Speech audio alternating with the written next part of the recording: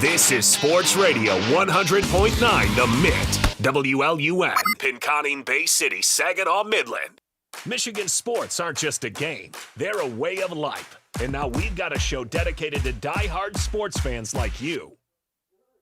Hosted by a guy who's borderline obsessed with the wins and losses of all your favorite teams. He's crazy. Every weekday morning from 9 to noon, Ben Bosscher brings you the talk that matters. The teams, the stories, and the players you care about most. This is the Ben Bosscher Show, built by Bresky Siding and Building Repair. Remember that.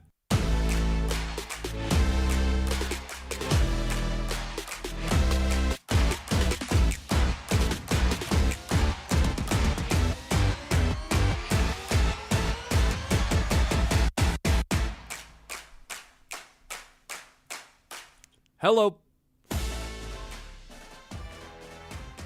And welcome into the show. That's not the show that I wanted to be doing. This isn't the show that I wanted to be doing. But here we are. The Pistons are down 3-1. And yesterday encaptured everything that we became frustrated with throughout the course of the series. And it was just like, here's 48 minutes of frustrating basketball. Cade, the turnovers continued last night. He's now has more turnovers than he does assists in the last 3 games of the playoffs. Jalen Duren continues to be a non-factor, although he had his best game of the playoffs yesterday. The problem is the bar was very low, and Jalen Duren even coming through yesterday in what we're deeming coming through still wasn't even close to enough for the Pistons to come out on top. He ends up getting dunked on. They're force-feeding him the ball very early on in this game. And a turnover. Anytime he tries to dribble the ball, it felt like someone was coming in and sweeping from behind, grabbing a steal. The Pistons in total had 20 turnovers yesterday and now find themselves down 3-1. Could be one of the 8 teams, could join a list, be the 8th 1 seed in NBA history to not come up with a win in round 1 of the playoffs. One of the most disappointing playoff series, one of the most disappointing playoff games I can remember in a really long time. The 20 turnovers, like, here's the thing, Kyle. Those first 20 minutes of the game, not 20, the first, 4 minutes of the game, if I would have told you this, there could be a YouTube video the first 5 minutes of the game just called NBA team rips bong, gets hit by 2x4 in the head, and goes out and plays a game. That's how they were playing in the first 5 minutes. Lackadaisical, didn't even know that they were on the court, felt like everybody was concussed. That's the type of turnovers that they were having in the first few minutes of the game. And then from that point forward, they're climbing from behind. They've got to claw their way back into it. And they did. They take a 10-point lead at some point. Then the second half rolls around, and it felt like I'm watching a 1965 basketball game. You know when you play 2K, and you go and play for some reason as one of these 60s and 70s teams, and you're like, oh, I'll just shoot threes. No, nobody's able to shoot threes. There's 4 guys in the paint. You're like, how did anybody score during this era? That's how I felt last night. How on earth are the Pistons supposed to score when nobody's a threat to shoot the ball from the outside, and there's 3 guys in Pistons uniforms in the paint? They scored 2 baskets outside of the paint in the second half yesterday. They hit 1 3 in the second half. They are the worst 3-point shooting team in the playoffs, but we knew that going in. So now I'm just incredibly frustrated that we sniffed all of this out throughout the regular season. They out-hustle everybody and get their way to 60 wins throughout the course of the regular season. But we knew this team had flaws. We knew that Dennis Jenkins, being the second most reliable scorer on the team for guys who can create their own buckets, that was going to be problematic. Oh, look at that. He's 1 for 7 last night. We knew that there was a lack of shooting outside Duncan Robinson. Oh, look at that. Not a single team has made less threes in the playoffs than the Pistons. We knew that Cade needed another ball handler. They just flat out didn't address that at the deadline. Here's Kevin Huerter. Meanwhile, Ayo Dosunmu, the same guy, this guy that came from the same team as Kevin Huerter in the trade deadline, is scoring 21 points per game for the Timberwolves in the playoffs. Everything that could have possibly went wrong for the Pistons in this series has gone wrong, and it feels like we are watching one of the worst versions of a 1 seed we could possibly imagine here with the Pistons playing the Orlando Magic. 2 of the ugliest offenses I can possibly imagine, yet Orlando's is just slightly less ugly. Yeah, I mean, that's the part that I was going to get into. You say it's one of the worst 1-seed performances we've seen.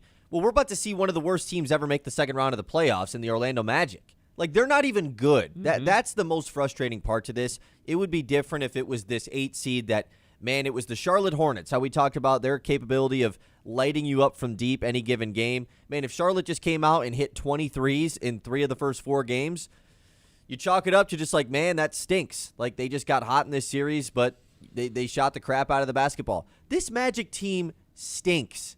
They came out and got an early lead, and then the Pistons punked them for the next until halftime, basically, and all of a sudden Orlando has the lead at halftime out of nowhere. And then, like you said, the terrible lineup that we saw in Game 3 that essentially lost them the game to open the fourth quarter, the non-Cade minutes, that same lineup gets thrown out at the start of the fourth quarter when the Pistons are down. And it was good. It got them back into the game. They were down by 1 when Cade comes back in. It's just whoa, that terrible lineup that we didn't even like, and it's not like Dennis Jenkins went off or anything. They somehow just got right back into it. Yet they don't score a field goal in the final 5 minutes of the game. This Magic team is not even good. That's just the part that is the most frustrating to me. This has been such a dud of a performance from a team that we have grown to love so much, that won 60 basketball games this season. 60 of them. By out-hustling everybody, not because they were a more skilled basketball team, and that's becoming apparent. That's the unfortunate part. It's not even that I feel like the Pistons should be winning this series. It's not like I feel like, this is just one tough matchup. Though. They should, but they don't look like a 1 seed, I guess is what I'm trying to say. And that goes without saying, being down 3-1. Them trying to score baskets feels like the equivalent of hoping that one player hits 3 home runs in the same game. It feels impossible. It's just not going to happen.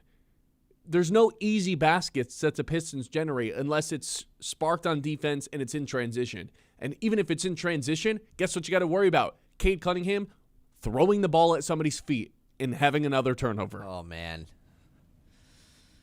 That was probably, eight turnovers last night. And the fact that they had so many of them right at the beginning of the game, I texted you right at the beginning of the game, and I was being hyperbolic, but if I said, if there's one more turnover, I'm turning this TV off. I mean, they had like 4 of them right in a row, and they're pointing it out in the broadcast like, the Pistons can't stop turning it over. They can't turn it over again, and then they did. They had 7 turnovers in the first quarter, and it felt like 6 of them were in the first 3 minutes of the game. And all of them led to Magic points.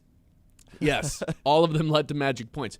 If I would have told you, like last night, and obviously this isn't true, but if I would have told you last night, this entire team everybody just passed a blunt around 5 minutes before the game, I would have believed you. That's how they were playing.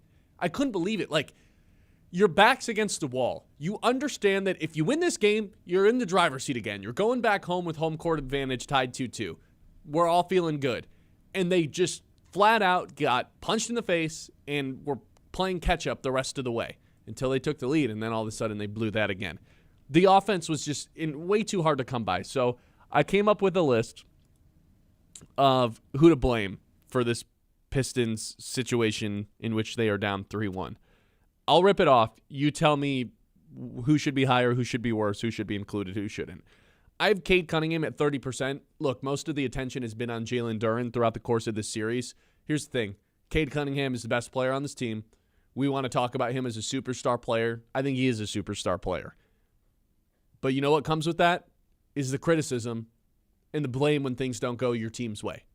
It's just a matter of fact. You don't get to scathe by without blame as the best player, even if fundamentally around you there's issues that you cannot control. Even though your co-partner, your Batman, or your Robin, I should say, has not shown up here in the playoffs.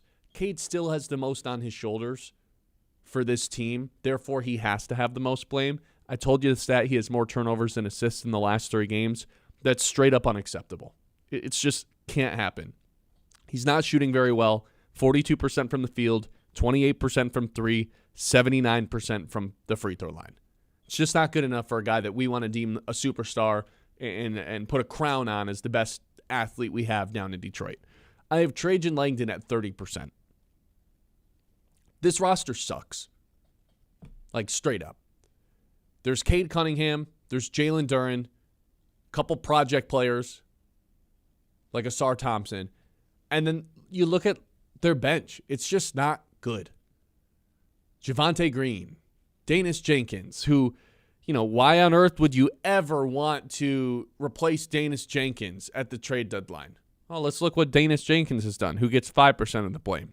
4.5 points per game on an impressively bad 26% from the field. Thought he had a nice game 4, looked a little bit more decisive. Then you look at the box score at the end of it, and he's 1 for 7. I have Danis Jenkins 5%, but to the Langdon point, we knew at the trade deadline, hey man, this team can't really shoot the ball. This could become really problematic when teams just ignore Jalen Duren and Asar Thompson when they're playing defense on those guys. We knew we needed to add more pieces. We knew we needed another ball handler to relieve pressure off Cade Cunningham. And here's what they did. They gave you Kevin Huerter. Ayo Dosunmu went for 4 second-round picks. I would have given up a first-round pick and 4 second-round picks for Ayo Dosunmu. He's shooting 54% from 3, let alone the field. 3 for Minnesota. You traded with the Bulls. The Bulls went on to give Ayo Dosunmu to the Timberwolves. That would have been a nice addition for them. So I have 30% of the blame on Trajan Langdon for just not surrounding Cade Cunningham with enough shooting, with enough spacing. It's part of the biggest reason that Jalen Duren's not been able to thrive either, because there's no threats on the outside. Jalen Duren deserves 25% of the blame. Came up with a list of words to describe Jalen Duren's playoffs so far. Aloof, invisible, exposed, timid, neutralized, clueless, shrinking, absent, disengaged. He's completely played his way out of a max contract. He's a turnover machine. Every time he catches the ball or puts the ball on the floor, it results in the other team going on a fast break. The most disappointing part about Jalen Duren isn't even the fact that his stats aren't good and he's not dominating the way that he does physically. It's the disinterest in actually being able to insert his will. Not interested in doing it. I have 9% of the blame on JB Bickerstaff. Doesn't it feel like JB has no idea who he even wants to close with? One of the games, Karis LeVert has 4 minutes. Yesterday, he's got 25. Javonte Green's in there at the end of the game. Danis Jenkins is closing yesterday, played 5 minutes the game before. The inability to figure out Orlando's pick and roll and defending it is mind-blowing. And there's a reason JB Bickerstaff is 10-22 in the playoffs. I have 1% of the blame to assistant coach Fred Vinson. This guy's supposed to be the best shooting coach in the world. Nobody on this team can shoot. Man, he's giving the assistant coaches the blame. That's how you know. Your thoughts on all of this? That adds up to 100%. It's a good correlation of percentages there. I think Danis Jenkins getting any blame is just kind of wrong. He should have never been in the position he's in the first place. But he is. He shouldn't have been, but he is. He's a two-way guy, man. But no. We can't do that. He's a two-way guy anymore. They gave him his contract. That's done. Jamal Cain is a two-way guy. Is he actually a two-way guy, or did they give him a contract? That guy made his impact, that's for sure. Yeah. Putting his nuts on Jalen Duren's face. Yeah, look, I mean... 26% from the field. It's just not good enough, man. I don't care if you were a two-way player or not. Here's the role you were assigned. Here's what we ask from you. 26% from the field is not delivering. That's why I only gave him 5%. Right. No, I know. Look, it's tough to... the majority of the blame should go to the trio of Cade, Duren, and Trajan Langdon.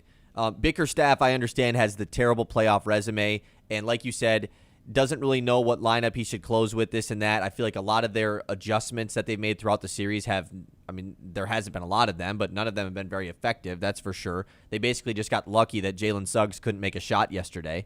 It's not like the defense on him was any better. The spacing offense, so maybe JB deserves more, but it's hard to decide how much blame Cade deserves. And I'm not saying I disagree with you, because you just watch. I mean, like you said it. Watch him. Watch their half-court offense. What's Cade supposed to do, man?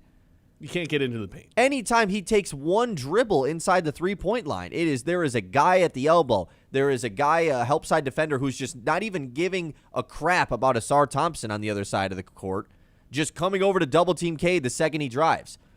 Now, the laxity... All of that can be true, but yeah, the turnovers and the inability to hit a three or make a free throw, that's not okay. He hit threes right at the beginning of the game, and I was like, okay, this could be a huge Cade game. Like, he hit 2 threes pretty early, but... Sub 30% for the series, though. If he would have had 5 turnovers and all of them were, like, reasonable turnovers, I would not be upset. But more than... I mean, obviously, I would have to go back and check how many of these were, but it feels like every single Cade turnover is just like a... what are you doing type turnover. Stuff that we didn't see in the regular season. We thought that issue had been cleaned up because it was a problem last year against New York. And then the turnovers were way down in the regular season. Look at this. The intensity gets dialed up in the playoffs, as we all know it's going to. And he's throwing the ball at people's feet in transition. Some of them aren't even, some of them aren't even about the physicality and the intensity of the series. They have a 3-on-1 and he lasers the ball at Javonte Green's knees. I mean, that's not Cade. Like, that's not... what are you doing? That's not you. He's on the sideline, and all Jalen Suggs is doing is just being up in his grill, and he bounces it off his knee. I mean, Cade, what are we doing? Like, I think you're right that it's hard to decipher how much blame Cade Cunningham should get. Right, because it's just you watch the games. You watch their half-court offense. I think he's doing the best he can from a scoring standpoint. But if you want to be considered the superstar player that we want him to be considered, he has to shoulder the most blame. Like, there's no workaround to that. For sure. But also, like, him having more blame than Jalen Duren, to me, I just can't do it. I can't. I mean, you said it. Like, Duren, it felt like, that was his best game of the series. Sure, congratulations. I mean, Beef Stew outplayed Duren at an insane level. Like, Stu had 8 blocks and felt like he had 16. Stu was unbelievable last night. And even JB Bickerstaff, he brings Duren back in. Duren gets yammed on. And he decides to close the final 2-3 minutes with Beef Stew because he just had to, and it didn't matter. But meanwhile, Beef Stew's a walking foul. He can't help himself. Literally can't help himself. And Jalen Duren isn't? No, Jalen Duren's a walking foul in the way that he's out of position and just regularly fouls guys. Isaiah Stewart is just the unnecessary shoving of dudes. The half the fouls Isaiah Stewart picks up are unnecessary fouls. I would rather be those than the and ones that Jalen Duren's given up. Yeah. And at least Beef Stew is bringing something on defense. Some of those blocks he had. I mean, I was ready to do a ridiculous. segment of, is Beef Stew the best role player that we have for any of the Detroit sports I think he still things? could, man. I mean, he was awesome. Well, we're already at 9:17, which Yeah. means we need to go to break. Yeah. Who do you blame for the Pistons' struggles, Can we and just can end they the come show? back 3-1? 989-837-6125. This is the Ben Bosscher Show. We're live here on 100.9 The Minute. The 9 o'clock hour, as always, is brought to you by Iron Stack Technology. We talk about the game plan all the time on this show. JB Bickerstaff's game plan, non-existent. That's not how Iron Stack approaches IT, though. They have a game plan. They help businesses stay secure, efficient, and ready for what's next, so you can focus on your mission instead of your technology. That's Iron Stack Technology, solution-driven, mission-focused. You can check them out online at ironstacktechnology.com. The Ben Bosscher Show, built by Bresky Siding and Building Repair.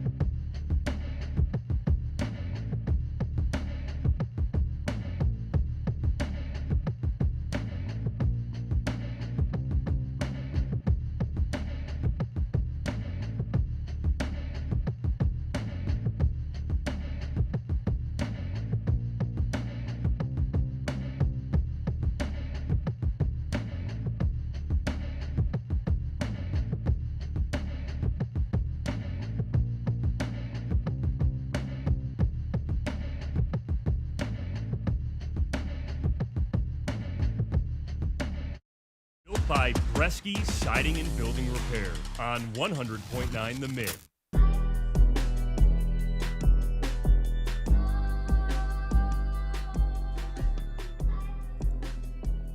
"20 turnovers for the Detroit Pistons in last night's game, which was, for the most part, a do-or-die game. All right, now they're down 3-1. This is a team that collectively has never won a playoff series. Even the most experienced playoff guys, like Tobias Harris, kind of notoriously are playoff shrinkers. I have a really hard time believing that they can come back from 3-1. If this was a veteran team, if this was a team that's been through the ringer a handful of times, I think it's a different story. But this sort of inexperienced, youthful team, I don't think so. Not against this Orlando team that's just had their number and buckets are this hard to come by. Are you feeling any sort of optimism that they can figure this thing out and get it done? I mean, yes, because if you look at the two teams that are here, can they come back from 3-1? Yes, because this Magic team still is just, they're not a very good team. They don't have an offense. Their form of offense is find Duncan Robinson and back him down.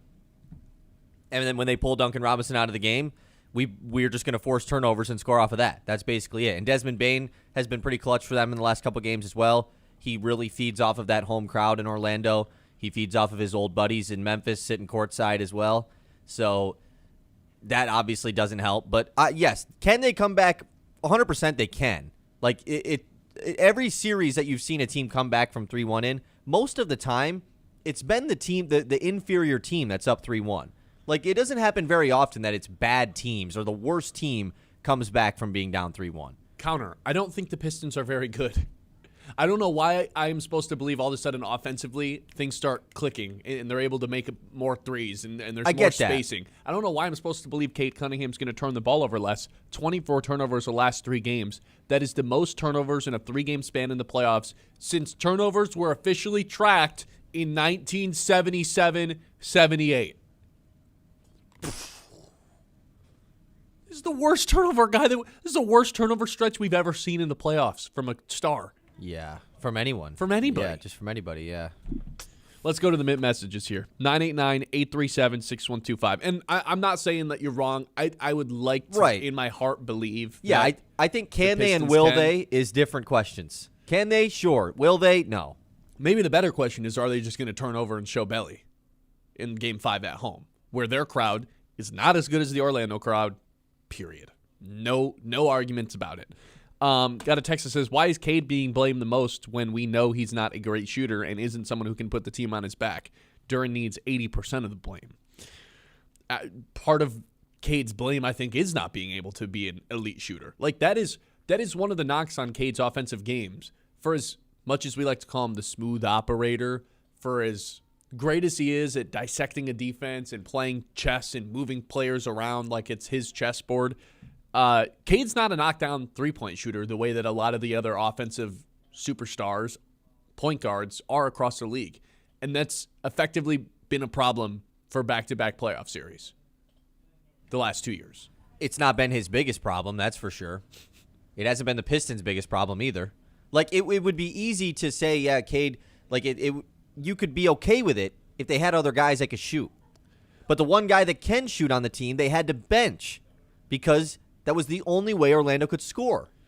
Yeah, but let's not continue to be like, oh, it wouldn't be a problem if Cade was just a better three-point shooter, as good of a three-point shooter as a lot of the other stars that we have in basketball. I mean, we can say that about any player. I know, but this is a flaw of Cade Cunningham's, and we need to recognize it. He's not an elite three-point shooter the way that is he supposed to be? Like, he's a superstar. Of course he's supposed to be. And I'm sorry. I'm not trying to get aggressive on you. Is Jokic an elite three-point shooter? But Jokic is Giannis an elite three-point shooter? Those guys aren't guards, though, Kyle. I'm just saying, you have to be an excellent three-point shooter to be a superstar? No. And he never was. If you're a point guard, you should be able to knock down open threes. And right now, I don't really have that much faith in Cade Cunningham being able to do that. Like, I think of Tyrese Maxey. Automatic. You can't leave these guys open from downtown. Tyrese Maxey, Luka. They'll make you pay for it every single time. Shea. Not like high volume. He doesn't even really shoot threes. He does now. That was a case a couple of years ago. But Shea also just doesn't miss his shots. You know? It's I get the frustration. I understand. Yes, and it needs to be recognized. He's not someone that's like, oh, shoot, he got an open shot, it's going down. That's not who Cade is. And you'll live with it sometimes. Other times, like, situations like the playoffs, it becomes pretty frustrating that he can't buy himself a three. Another text that says, Duren and Bickerstaff should be 80 to 85% of the blame. Duren has been absent, and Bickerstaff still plays him all the time. I mean, What do you want him to just never play him? I mean, he's tried, right? I mean, game 3, he went to the Paul Reed stretch. Last night, he put Stu in to close the game over Duren. Like, I also struggle to figure out how much blame is on JB because I think he is trying. The roster is just extremely flawed. My biggest problem with JB Bickerstaff is that somehow for 4 straight games, the Pistons have been unable to figure out how to stop Orlando Magic's pick and roll. Yeah. They have no idea how to do it. Jalen Duren ends up out of bad position. Offense. It's a bad offense. It's not Dame and Giannis pick and roll. Like, that's a random duo to pull. well, that was the one that everyone was always scared about. You know, the hypothetical pick and roll of them. Yeah. It's like Duren gets out of position, and then the rotation, someone just ends up with a wide open 3 every time. How have they not been able to figure that out? I don't know. Cody says, Kyle, Ben, you guys have noticed that Ron is not even getting a chance to play? For some reason, JB is just bypassing him and Reed yesterday. How about Sasser? They can't be worse than Duren or than Duncan missing wide open 3s. Look, the thing, like, who do you want? Ron can't play. Like, their issue isn't they don't need some spark plug to play defense. You know, that's what Ron Holland is. I don't know where Ron Holland is supposed to. Whose minutes is he taking? Right. Another guy who can't shoot. Asar's been great. Asar's been really good.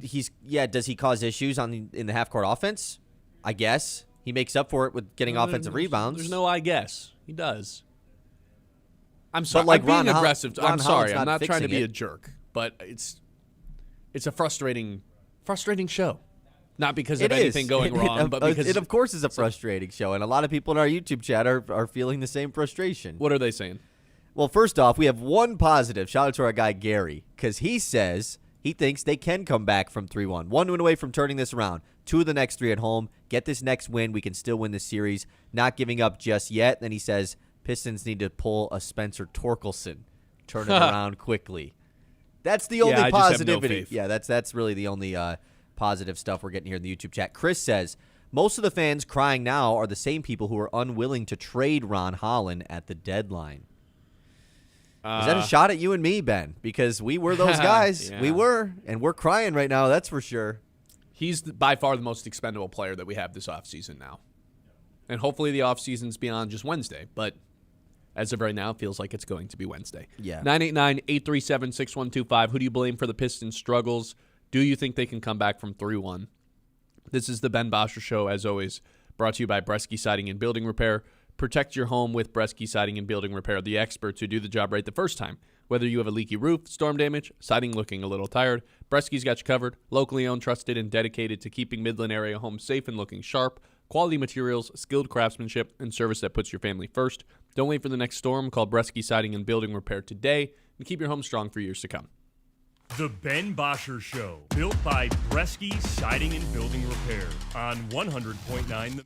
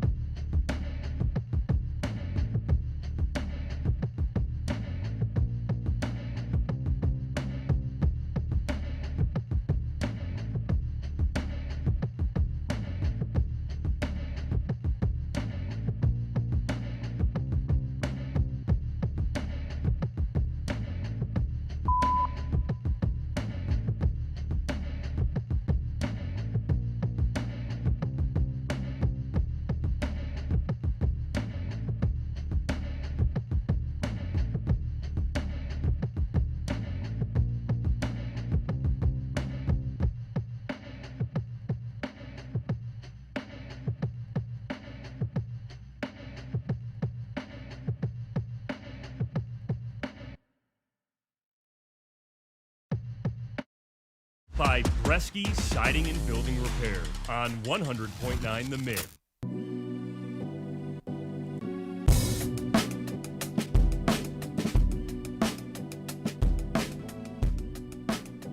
Another mid message that says Tobias and a first for MPJ would have been sweet at the deadline. You're right, it would have been. I also think it's tough to put in hypothetical trades for players that didn't actually get traded. The real person to look at is Ayo Dosunmu, who got traded for 4 first-rounders and Rob Dillingham, and then proceeded to have... Second rounders, sorry. What did I say? Third? First-rounders. Oh, yeah, that would be insane. Yep. And then proceeded to single-handedly put Minnesota on his back on Saturday night or Sunday night or whenever that was, and is averaging 21 points per game in the playoffs. As crazy as it sounds to say one player like that caliber, someone who didn't even get moved for a first-round pick, someone I definitely would, in hindsight, give a first-round pick to or to acquire. As crazy as it is to say that player would swing a series, I think the Pistons would be up 3-1 if they had Ayo Dosunmu, someone who's like we just talked about, not with Cade, but someone who you can't leave open. Oh, he will hit this 3 if you leave him open. To have one other player like that who can also handle the ball and get downhill and get to the rim as well, to have one addition like that to the roster, I think would make an enormous difference. Yeah. Because then Danis isn't playing. Then you're not relying as heavily on Karis LeVert, who is not a can't leave open guy. You're happy when he's hitting threes, but it's not like he's some knockdown spot-up shooter.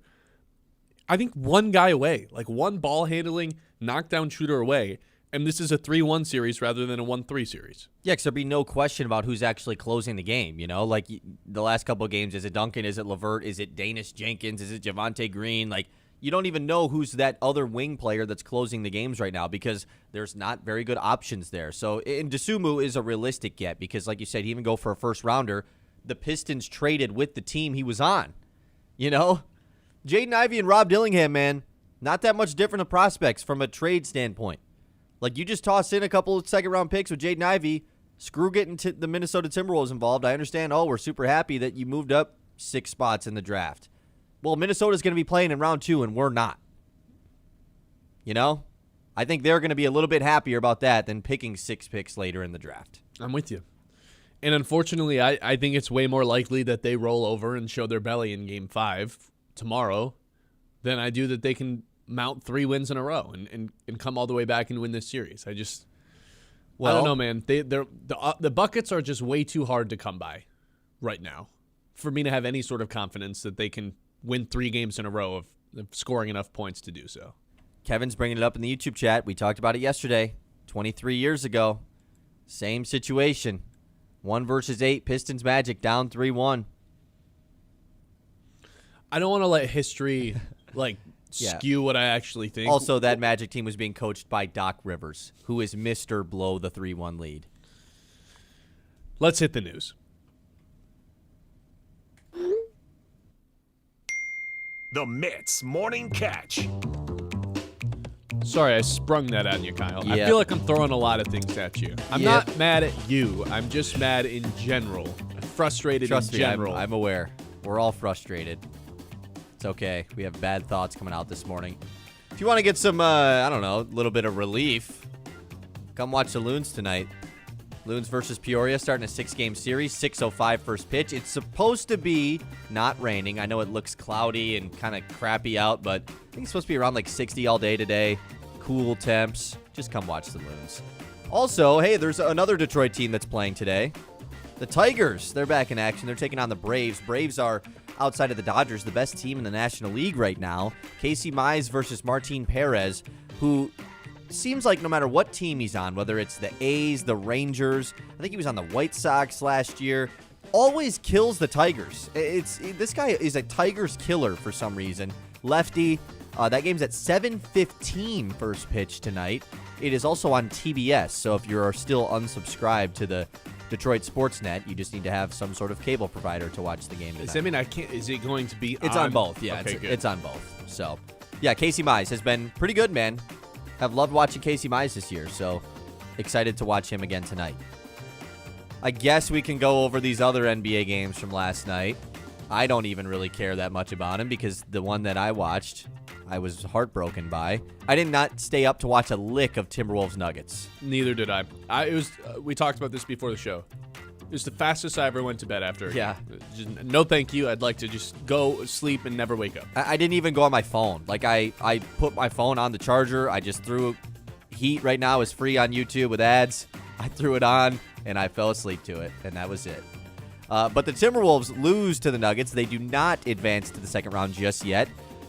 Nuggets attempting to come back from 3-1, just like the Pistons are going to have to do. Jokic had a triple-double. They win 125-113 to force a Game 6. And then the Thunder, they are the first team to advance to the second round. You know, a 1 seed that takes care of business of an 8 seed. You know, the way it should be done. Should be pretty typical. I will say, I think the Suns. I think this Orlando team's a little better than your just typical 8 seed. They're down there for a lot of different reasons, mostly because they dealt with injuries all season long. It felt like they were never healthy. At the beginning of the season, the Magic were picked to have, their over-under in wins was higher than the Pistons.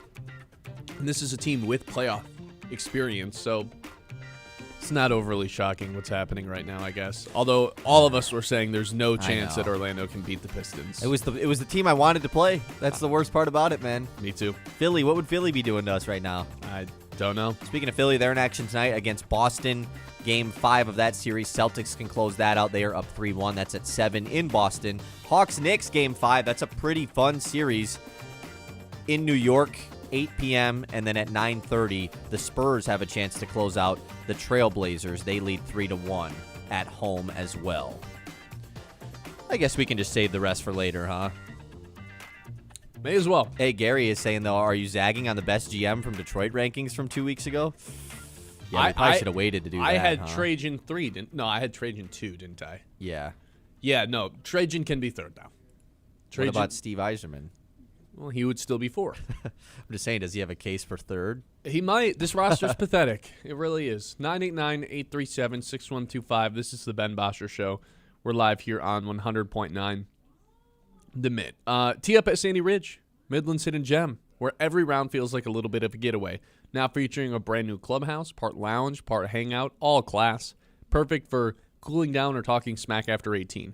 Smooth greens, scenic fairways, and enough birdies to make your buddies jealous. Whether you're a weekend warrior or just there for the vibes, Sandy Ridge has the game and the chill. Book a tee time, plan your outing, or just stop by and pretend you know how to read a green. Sandy Ridge Golf Course, the hidden gem that's way too good to stay a secret.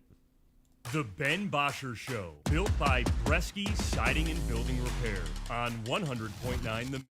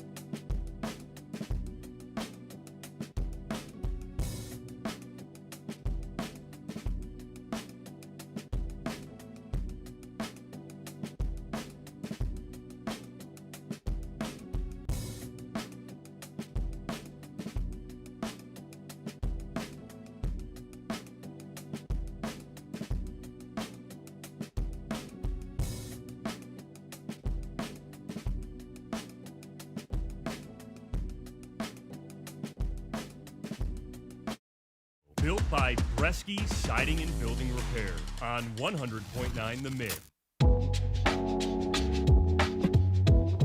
Let's get to a couple more mint messages. We got one that says, Cade didn't have a second option all year in a teammate. The second option was our defense. We were top 3 in points off turnovers. By shortening our bench, he essentially shut down his second option. This is not the same team as it was in the regular season. No, the problem is it's the exact same team that we saw in the regular season.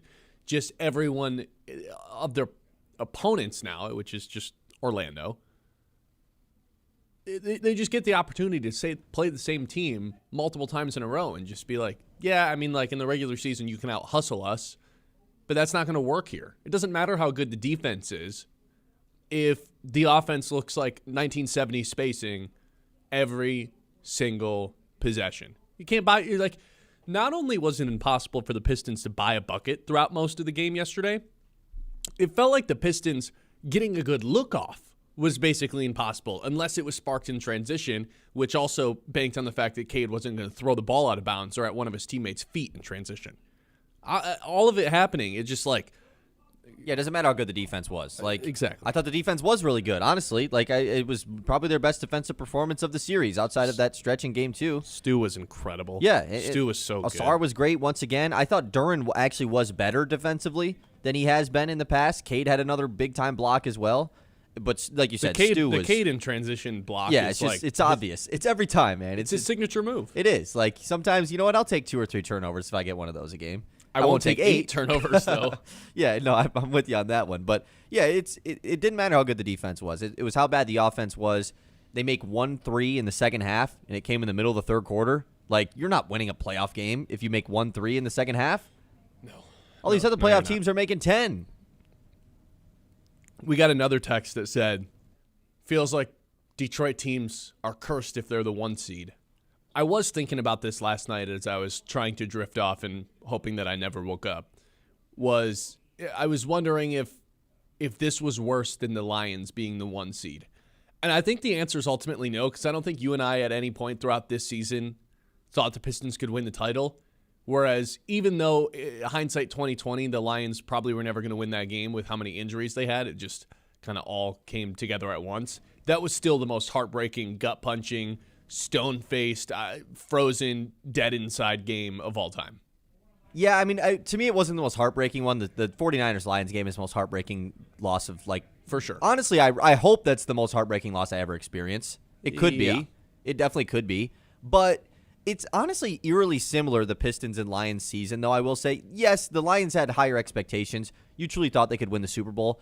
But in the same lens, we were blinded by the realities we knew about each team, right? We knew that Lions team was so depleted defensively, there's no way that was a Super Bowl winning defense. You know, like with the amount of guys that were injured on that team, we knew that, but we chose not to talk about it. Well, they kept winning. Exactly, right? They smoked Minnesota the week before. What did the Pistons do? Oh, the Pistons. Winning. This team has no spacing. They have no three-point shooters, man. They turn the ball over a lot, but they won 60 games, and Cade Cunningham got injured, and it didn't matter. They still won all these games. They never were in any threat of losing the 1 seed. Like, we put on this lens. We put on the sunglasses. We had a shade to what we actually knew.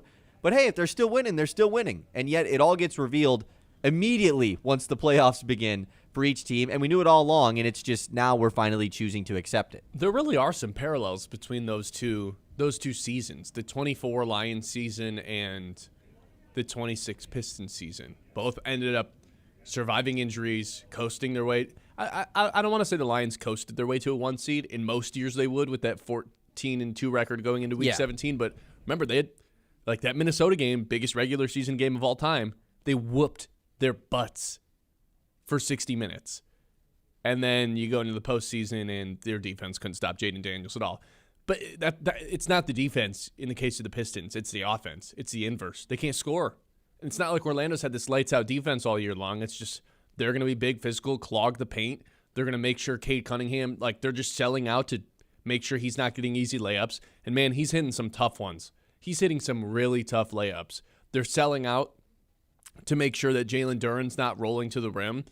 And they're basically daring everybody on the team, including Cade, knock yourself out from behind the arc, and no one's making them pay for it, including Cade Cunningham, which, as I've stated before, earlier in today's show too, he's not a scary, can't leave him open three-point shooter, and that is a flaw of his. I don't want to say it's holding him back from being a superstar, because there's, the turnover thing is definitely a bigger issue, but that is one thing where it's man, I really wish Cade did this. Yeah, I do wish Cade was a make you pay for it because I'm open three-point shooter, but he's not, and he never has been. And I'm starting to think that might just never come. Are we officially throwing around the F word with this team, or do they have to lose the series first? Oh, yes. How could we not? Well, because it's not over. Or does it not matter? Because that's what Nick is saying. He says they haven't shown me anything to make me believe they can come back in this series, and even if they do, they'll get swept in the next round. Frauds. Well, Cleveland also not looking very, very good at this moment in time. But, yeah, I think either way, they look pretty fraudulent. They do not look like the best team in the Eastern Conference by any means. But to be fair, I don't think either of us thought they were the best team in the Eastern Conference going into the year. We also thought they could go to an Eastern Conference Finals. Oh, you're saying at the beginning of the season? No. I'm saying going into the playoffs. Yeah. We thought the Celtics were the best team, and they've looked like the best team, and I'd say the Knicks have looked like the second best team. And, God, you can just kind of spin a coin and see where it lands, or spin a bottle and see where it lands for who's been the third best team in the East. Hasn't been the Pistons, though.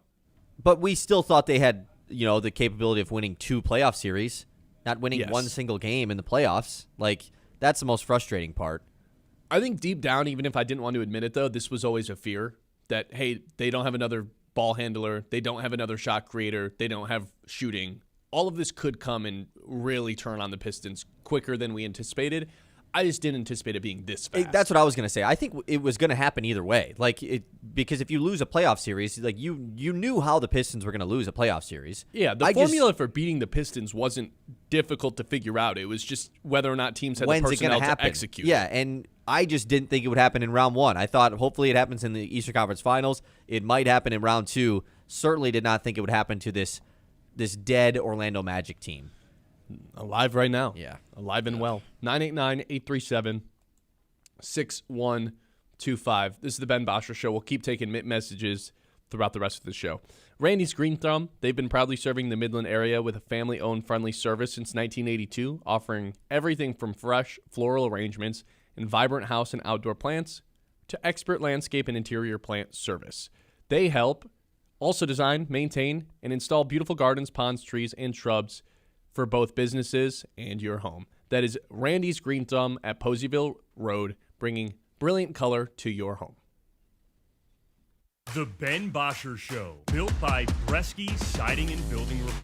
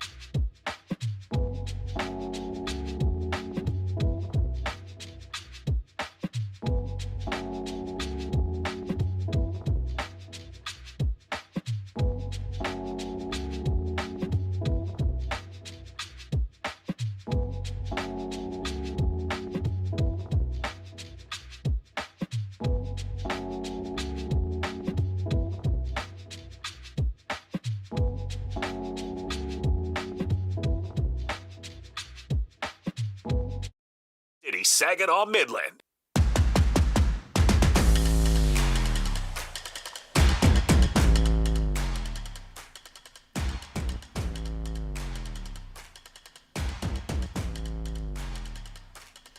Let's flip to something different. We'll get back to the Pistons. I promise. But let's circle back to them and do a couple Tigers things. This is a topic that you and I have been floating around for a while, but we haven't actually dove into it. I want to know who we think is going to lead the Tigers in home runs this year, because right now, if you look at like who's leading the Tigers right now, it's Kerry Carpenter with 6. It's Spencer Torkelson with 5. It's Dylan Dingler with 5. Riley Green still has 3. But by the end of the season, I think it's a safe assumption Kevin McGonigal and Riley Green will have the most at-bats on the team. Those are everyday players in the lineup. Torkelson, for the most part, is, but he's only has 89 at-bats this year, where McGonigal has 106 and Riley Green has 103. So we'll see what ends up happening. Dingler's at 84. However, his hard hit rate is like better than all of theirs, which does make me think there's a chance that it could be Dylan Dingler if he can put enough at-bats together. He'd have to be DH most of the days he's not catching behind the plate, which seems to be about once a series. I think the answer's probably still just Riley Green, but I'm pretty open to the idea of it being Dylan Dingler if the Tigers give him the opportunities to get at-bats, because of that hard hit rate that he has, which is in the 95th percentile for all of Major League Baseball players. Kerry Carpenter's the other one where it's like, man, he leads it right now in home runs with 6. Can he keep this up? History just says Kerry Carpenter's just going to get hurt at some point this year. That's my only holdup. That's in picking exactly Carpenter. what I was going to say. Because I think, honestly, like if we just took all this season injury bias out of it, like if it was just, you didn't know the injury history of anybody, you just knew what was going on this year, even with the limited at-bats and Kerry Carpenter likely being a non-qualified hitter all year, I still think he would have a really good chance. I think he would be my pick. But he, like you said, I mean, last year he played 130 games. That's the most he's played in his Tigers career. He had a major injury the year prior, only playing in 87 games. Year before that, only played in 118. And we are on top of that, he's a platoon bat. So it's already he's at a disadvantage from the limited at-bats he's going to get. And he does get injured every year. Yes, so I saw a stat that he's hurt his hamstring, which is supposed to be like when you pull your hamstring, it's supposed to be like a 6-week recovery time. He's done that 6 times in his career. That's horrifying. the same one. I don't know if it's the same one. I mean, it probably is, right? Probably. If it keeps happening. Ugh. Yeah, that's tough. Hammy hamstring, just not good for Kerry Carpenter. I think the answer for me is probably still Riley Green, although it's kind of a boring answer. He's got a little bit of ground to make up, though. It feels like the right answer, though, right? I mean, led the team last year, and he's on an incredibly hot streak right now. Got off to a super slow start, so that's only the reason why. I mean, there is a name you just haven't even said yet once. Spencer Torkelson. He's got 5 homers right now. He can potentially go for a 6th straight tonight. I know they had the day off yesterday, so it's kind of getting thrown under the bridge, but which would be his, like, he could have his 3rd 30-home run season of his career, which is weird to would say. Make you think he's a good baseball player? Yeah. Maybe he is. I don't think there's any room for me to still think he could be a superstar in this league, but he could be someone who flirts with 30 home runs every year and just is a subpar defender. Doesn't really provide a whole. I guess he's walking a lot now. There's a lot of guys like him in the big leagues, you know, that just like can hit. They can hit for power, and that's kind of just what they bring to the table. With a mid 700s OPS, you know, like 836 right now. I think that's fine if he's that. I'm not going to forget about what we talked about a week ago, though. That's for sure. So you wouldn't have Spencer Torkelson, though, as your answer? No, I wouldn't. But, like, what if this hot streak he's on right now just, like, turns into something extremely long-term? You know, it's in play. Any love for Gleyber Torres, who already has 2 of them, and will definitely be top 3 in at-bats as well for the Tigers? No.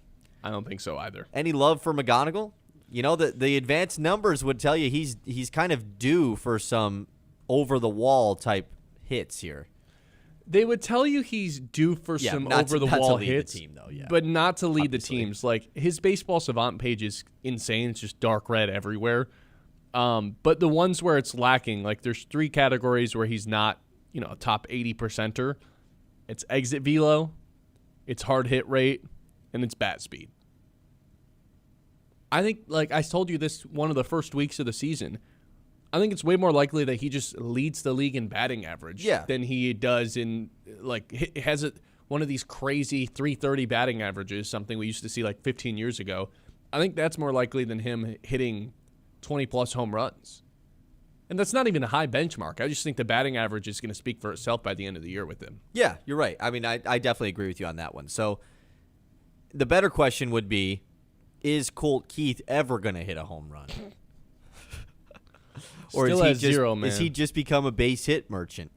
I don't like hate it, but like, man, this different version of Colt Keith I thought I loved, and I'm just like, man, where is the power? This guy raked in the minor leagues. That was his whole thing.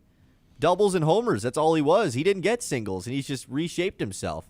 It's not a bad thing, but it'd be nice to see a homer. He 0 home runs this year, right? And there's only 5 ballparks in which he wouldn't have a single home run in if he played every game there. Like, Baseball Savant has this thing where they track the ball, and then it tells you whether or not it would have been a home run in this park. There's a good amount of ballparks where he would have 3 home runs. Most of them, all but 25 of the 30 teams, he'd have 1 home run. Just a little bit unfortunate luck with, I'm not blaming it, like, he should have a home run. He has gotten unlucky. Yes, I agree. And like that 750 OPS number that we're looking at is like, it's kind of lower. It's kind of lower than you thought based off of the season he was having. 1 home run jolts that, So like if the one that hit the top of the wall in Arizona, like that, just everything has changed if he has that. So yeah, because you look at the slugging for the Tigers, and as good of a season as Colt Keith has had, he ranks below Hao Yu Lee and Javi Baez in slugging, and Jahmai Jones. Like, he's way down the list for guys on the Tigers. Even Gleyber Torres has. And Hao Yu Lee has 2 extra base hits on the season. Like, yeah. So I think the answer is ultimately Riley Green. I don't think it's off the table for Dylan Dingler to keep raking. Really? He's hit a little bit of a cold stretch, but his hard hit rate is right up there with Kerry Carpenter. Like, it's right up there. I would be really surprised, and not even, this isn't even like an anti-Dingler thing, of course. It's more so just about the other guys, but like I would be surprised if he was top 2 on the team in homers. Is this a at-bats thing, or is this a... No, because, Kerry's going to get less at-bats than he will this year, and I just think Kerry will get more homers. He has more right now, but I think it's more likely that what we got from Dylan Dingler to open up the season, just from the homers perspective, not saying overall as a hitter, was more of he's on a hot start to the season, and things are going to even out, rather than this is who Dylan Dingler is. He's a 30 homers a year type of catcher, because that's rare. And if he is that, then we're having a different conversation. But I just think it's more than likely things even out with him. Well, as the Pistons were losing last night, I was like, I got to do something fun in the 10 o'clock hour just to lighten the mood. I want to do a Tigers draft when we come back. Drafting Tigers based on how they've outperformed expectations this season. Kyle and I are going to do that. We'll see who has the first pick during this break. I think I know who the first pick is going to be, though. 989-837-6125. I'll be honest, I don't really know anything about technology. That's why I trust Linked Technology in Midland. They handle all the complicated stuff. I'm talking IT support, cybersecurity, cloud solutions, networking, so you don't have to stress about any of it. Whatever your business needs, their team knows exactly what to do. They make it easy on you to understand along the way. Link Technology, the experts who keep your business running smoothly so you can focus on what you do best. The Ben Bosscher Show, built by Bresky Siding and...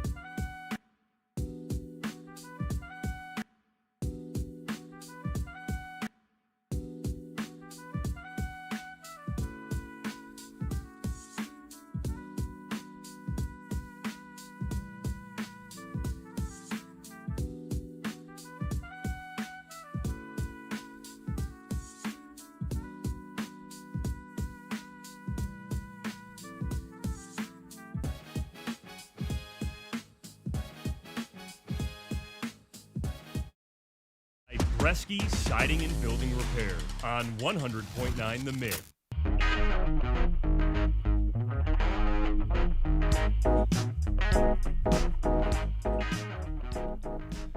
Back to the Tigers. We'll get back to the Pistons here momentarily. But the Tigers, I wanted to do this draft based on who's outperformed expectations the most through, well, we're almost towards the end of April now. So, Kyle, I'll give you the first overall pick. I kind of have a feeling you know who you're going to take, though. Really? Yeah. I don't know, man. I think this is a little I think it's kind of up in the air because based off of expectation, this is our expectations, right? Sure. We had pretty high expectations on Kevin McGonigal. Did we think the only person we could compare his rookie season to was Mike Trout, Al Kaline, Babe Ruth, Shohei Ohtani, Michael Jordan, like all these greatest people ever. No, that's a really good point. But it feels wrong to not take him. I kind of wanted to go like a little bit of my Duffy here. But yeah, I'll just take Kevin McGonigal. Look, we did have the expectation, you and I did both, that he would be the best hitter on the team. I didn't know when it would happen, but I was confident in that. I didn't think it would happen this early and be this deceiving, and so that's why I will select him. Okay. I like the pick. I think it's the right pick. It probably is, yeah. For my first pick, I think I have an answer that might surprise you. This is why I wanted you to go I was just going to say, you just wanted me to have the first pick so you could do this, huh? Well, you get Kevin McGonigal, so you kind of just win the draft point. in general. That's a good point. He has over a whole point of WAR higher than anyone else on the team. Is that right? Second highest WAR, Riley Green, 0.9. Gilbert Torres, 0.9. What about Dingler? Dingler's a 0.9. Kevin McGonigal, just 2. I'm going to go with Casey Mize. Casey Mize, who's sitting at a 2.51 ERA. I know he had an all-star season last year, but a lot of that was due to injuries, and I don't think a lot of us expected him to be able to repeat that this season. But so far this year, the 32-10 strikeout to walk ratio, that's pretty damn good, man. He's been really solid on the mound. He's definitely outperformed being the fifth pitcher in this rotation. He's certainly been better than Jack Flaherty has. He's only has 8 earned runs allowed this entire season. So I'll gladly go with Casey Mize, who's I am just weirdly learning to trust. Look, this is going to sound really weird. Casey Mize has been the best starting pitcher on the Tigers in 2026. Just in 2026. He has been better than Tarek Skubal.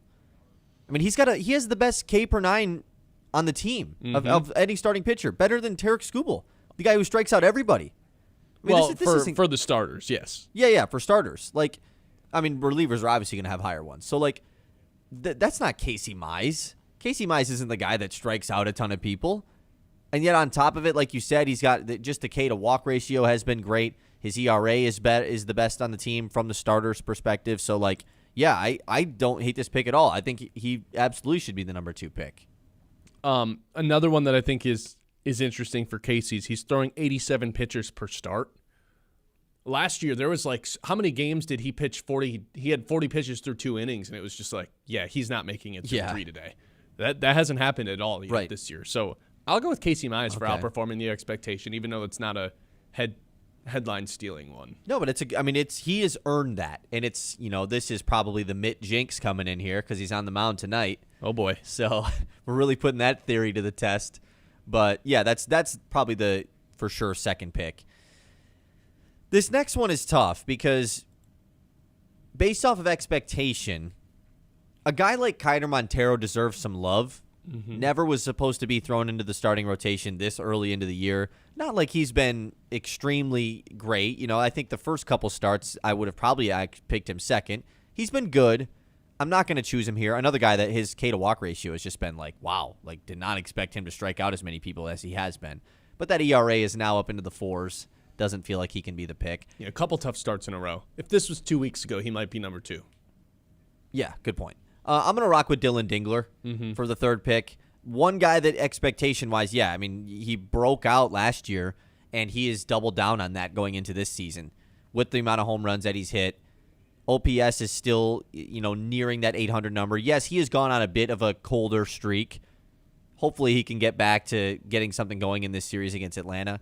But, yeah, Dylan Dingler, just from what he does behind the plate, defensively he's awesome. His offense has been the part that has been outperforming the expectations, so I'll rock with him. Dylan Dingler behind the plate has been, he was a Gold Glover last year, but arguably, once again, the best guy behind the plate this year. He's the best ABS catcher that we have. He's in the 89th percentile for block average. Caught stealing, he's in the 93rd percentile, 84th percentile for framing. Pop time's up there amongst the top two. But yeah, the hitting from him has been on another level this season. So I'm with you. You know he has a top 2% expected slugging in all of baseball. It's pretty damn good. That is crazy. I think this next pick is where it really gets tricky. I think I'm still just going to go with Colt Keith. How can you not? He's hitting over 300 right now. He's got the 317 average. Yes, the OPS has not been very high. He's been mostly a singles machine, although he does have 7 doubles this year. But just a lot of singles. It's not like he's driving in any runs. Somehow, man, if 26 hits, only have 6 RBIs. That doesn't happen all that often. But this has been a true breakout season. I know the power hasn't quite been there yet, but I feel like it still just has to be Colt Keith.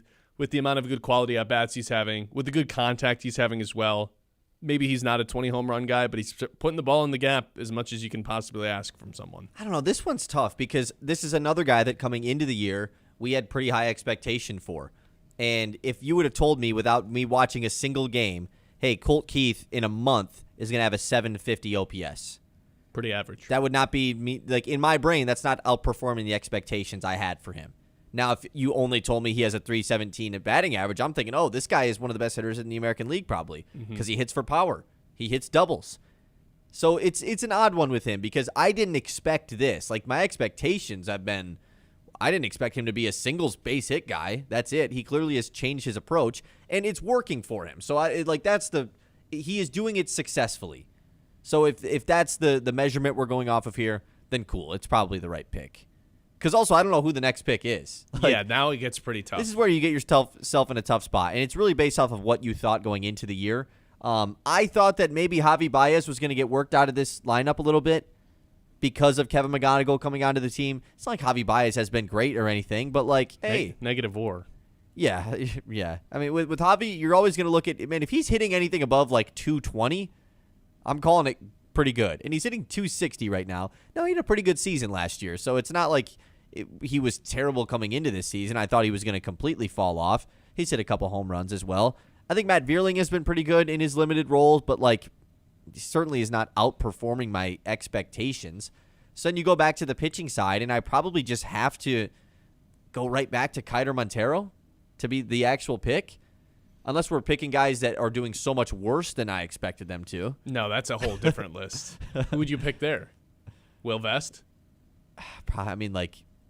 Jahmai Jones, who's kind of gotten hot lately. No, Jahmai Jones wouldn't be the pick. Probably Will Vest, yeah. Will Vest is probably number one. No, or Drew Anderson, just based off of the preseason propaganda we got of him.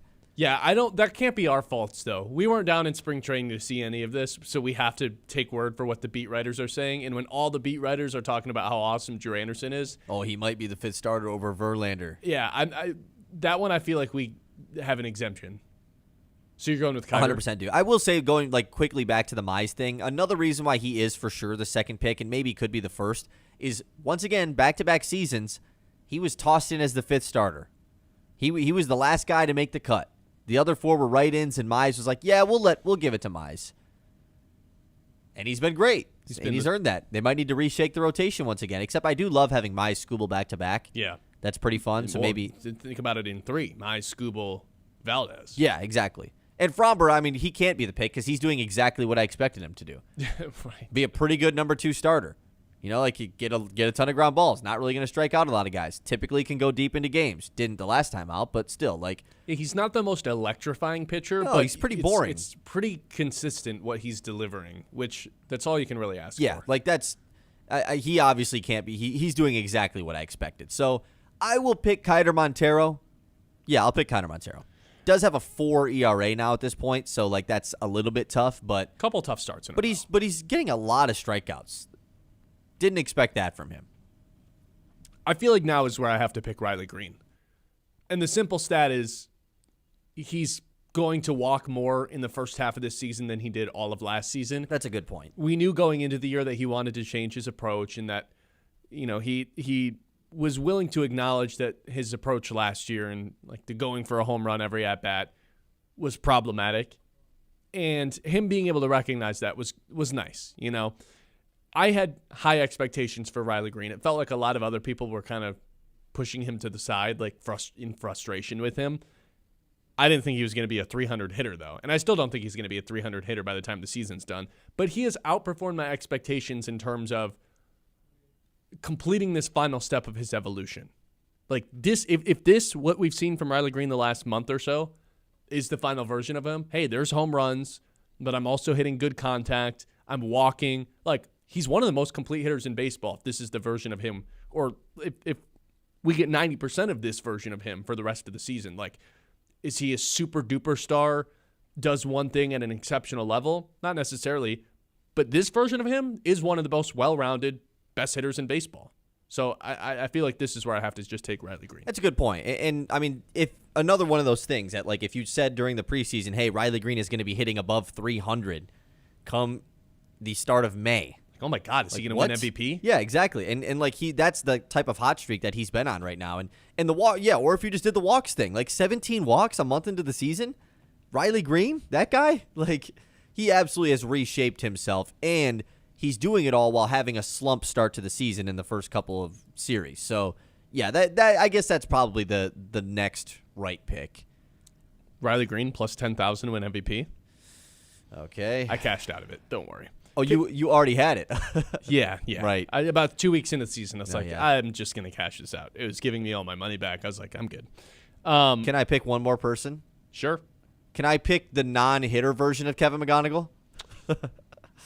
Everything else other than his bat? The base running? Because I didn't think he was that fast, I didn't think he'd be that good of a fielder. Like, not saying he's been electric as an infielder, but I thought it was maybe going to be like a liability. I thought it was going to be something that hurts his defense, and it hasn't. And wow, he's fast. He's really fast. Yeah, and he's so good that I feel like he deserves to get picked twice. So that's why I'm picking him. Fair enough, man. I can't complain about that. 989-837-6125. This is the Ben Bosscher Show. We're live here on 100.9 The Mitt. We will take a trip around the league and after answer. That's what we're going to do. Answer some draft results questions when we come back.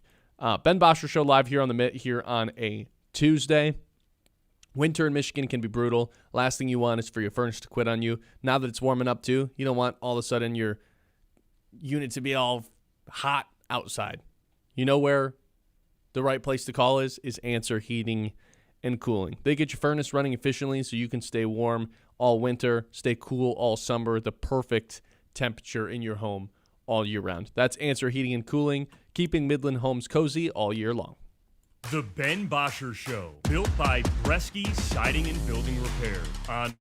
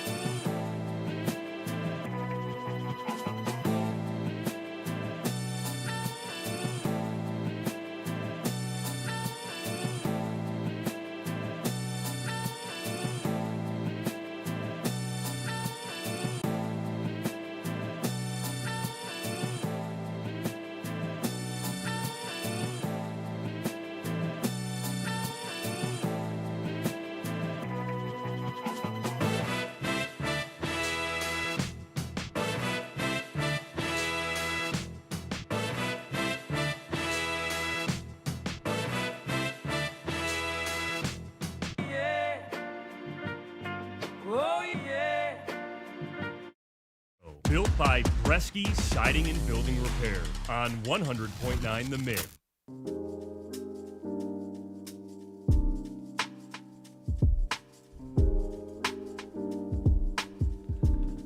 All right, let's take a little break from the Tigers, a little break from the Pistons, and take a trip around the league. It's time to zoom out and go around the league.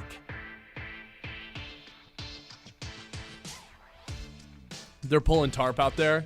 I see one individual in some gloves. I'm sending them a text right now, letting them know I saw that. One individual, huh? All right, around the league, presented by Aaron Insurance. Here are some questions based on the results of the draft. I want to give our answers. We'll go through a couple of the NFL analysis answers from Jordan Reed and Matt Miller at ESPN. The first question that I present to you: what is your overarching takeaway from the draft, Kyle? For all NFL teams, not just the Lions. From all NFL teams, my overarching takeaway is that this it's a boring draft. Is it fair to say that? I think it's fair to say it was that. like okay, I don't think this is the right way to say this. It was the most disinterested I've been in a draft in like a long time. I just didn't really care that much. I was locked in on what the Lions were going to do, of course, because it mattered, but I usually really care about what goes on with all the other teams in the draft. And maybe it's just because we're all fantasy football brained and there wasn't a lot of wide receivers or quarterbacks in the draft. Like that could be the play here, but I don't know. It was a boring draft. When you know the guy that's going to go number one overall, and then that's it, like you just know it for months, I don't know, it just kind of makes it a little bit downgraded. First 2 days of the draft, rounds 1, 2, 3. Here's my takeaway. Do you want to know how many non-Power 4 players got drafted? I see where we're going here. Non-Power 4. Okay, the dude from Toledo. That's one. Is it one? No, it's 3. Okay. It's 3. I could tell where that was going. I was like, no, don't guess one. No, Then it's going to make it. Yeah, it's 3. So I just, the NIL. 3 in the first 2 rounds or the first 2 days? First 2 days. Wow. 3 players. It's Big Ten SEC schools, man. That's where most of it. Like Ohio State Ohio State and Texas Tech both had like 11 guys get drafted. That's nuts. Yeah. To be fair, like you said, non-Power 4, right? Yeah. Like college football only has 5 other conferences, in FBS. Still. Yes, but like so it is a little bit different compared to like a college basketball. But yeah, that's definitely a thing. Next question: who is your guaranteed future star of this draft class? Guaranteed future star. Guaranteed. Well, look, the Cardinals better hope Jeremiah Love is a guaranteed superstar. So I almost want to pick him because it's like they put all of their chips in to draft him, that he better be awesome. Mm-hmm. And he might not be in the best situation. No, he's definitely not in the right situation. But I'll do it. I'll guarantee Jeremiah Love is a superstar out of this class. I'll take Downs for Dallas. They trade up 1 pick and go get him. Downs was like consistently. Is he not just going to be Isaiah Simmons? I only say it because I saw a reel of that. Talking about Sonny Styles or Downs? No, Downs. I saw like people saying Downs will just be the next Isaiah Simmons. No, I think Downs is a little bit more of a true safety, like a Brian he's Branch not type as of player. big and like as Isaiah Simmons was. I think with Downs, this is a player who was pretty consistently viewed on most big boards as a top 3 or 4 guy in this year's draft, but because he plays safety, which is one of the least expensive positions to play, it just results in him falling down the draft. So I'll go with Downs for Dallas. I think it's a good fit for him. That's fair because there's been a pretty good history, in at least the last recent years of the NFL draft, where guys like that the safety are that falls. just awesome. Yeah, the safety that falls is just great. It just has been a continuous thing. Branch, Hamilton, could be Downs, a lot of options. Another question. Who should the Rams have picked instead of Ty Simpson? Or should they have just taken Ty Simpson? I think I'm in the minority on this. I'll answer the question first. I think it's a great pick to just take Ty Simpson. Is it maybe a little bit earlier than where they would have liked? Sure, but if they trade back 3 picks and gain a pick to do the exact same thing, I think people are freaking out as to how great of an idea this is. Stafford's not going to play forever, and now you get to mold your quarterback from scratch. I love this idea. I actually have flipped my opinion on this. I initially was with you. I was like, you know what? I get it. Stafford, like, you have to find a replacement for him. It worked out for Green Bay to do it this way. The Rams traded for the extra first-round pick the year prior so that they could do this. But I think that's the reason why I'm ultimately out on this pick. It felt like they took a quarterback because they decided a year ago they were going to do it. You know? They traded away their first-round pick in the 2025 draft to acquire that extra one so that they had the capital to get Arch Manning. Remember, that was always the hypothetical. Right. They love Arch Manning. And Arch Manning doesn't Don't come they out. all? Arch Manning doesn't come out. Oh, there's only 2 consensus first-round quarterbacks, and who even knows if anyone would have taken Ty Simpson if the Rams didn't in the first round. So to me, it felt like L.A. just took the QB to take the QB. Hey, a year ago we decided we're getting this extra first-round pick. We said we wanted to do it to get a quarterback. We're taking quarterback. That's what it felt like to me. Now, they're a smart organization, so ultimately it probably is going to work out. But I don't know. It felt like they just did it just to do it. Did you see he had a private meeting with Sean McVay, a secret meeting before the draft? A secret meeting? They met secretly. They didn't want anyone like to know Mike about Vrabel, Diana Rossini secretly? it. No, because that wasn't a very good secret. It was a secret for a while. It was many years of being That's a good. secret. Actually, it actually was like a really good secret. Yeah. Until it wasn't. I'm going to share a Spotify playlist with you about the Pistons losing, by the way, to make you feel better after the show. Shout out Diana Rossini, man. Of the record-tying 17 receivers that got drafted in the first 3 rounds, how many will have at least one 1,000-yard season in the next handful of seasons? How many of them will have 1,000-yard seasons? Yeah, kind of a. I mean, In let's the let's next go, handful let's just go of through seasons. forget the Okay. 17. Let's go through Yeah, just give me the the top first guys. rounders. Yeah. Carnell Tate goes to Tennessee. Jordan Tyson goes to the Saints. Mekhi Lemon goes to the Eagles. And Casey Concepcion goes to the Browns. Oh, and Amar Cooper goes to the Jets. Yeah. How many of these guys can be 1,000-yard receivers? I think it comes down to how many of them are wide receiver ones on their own team. So that eliminates Amar Cooper Jr. because they have Garrett Wilson.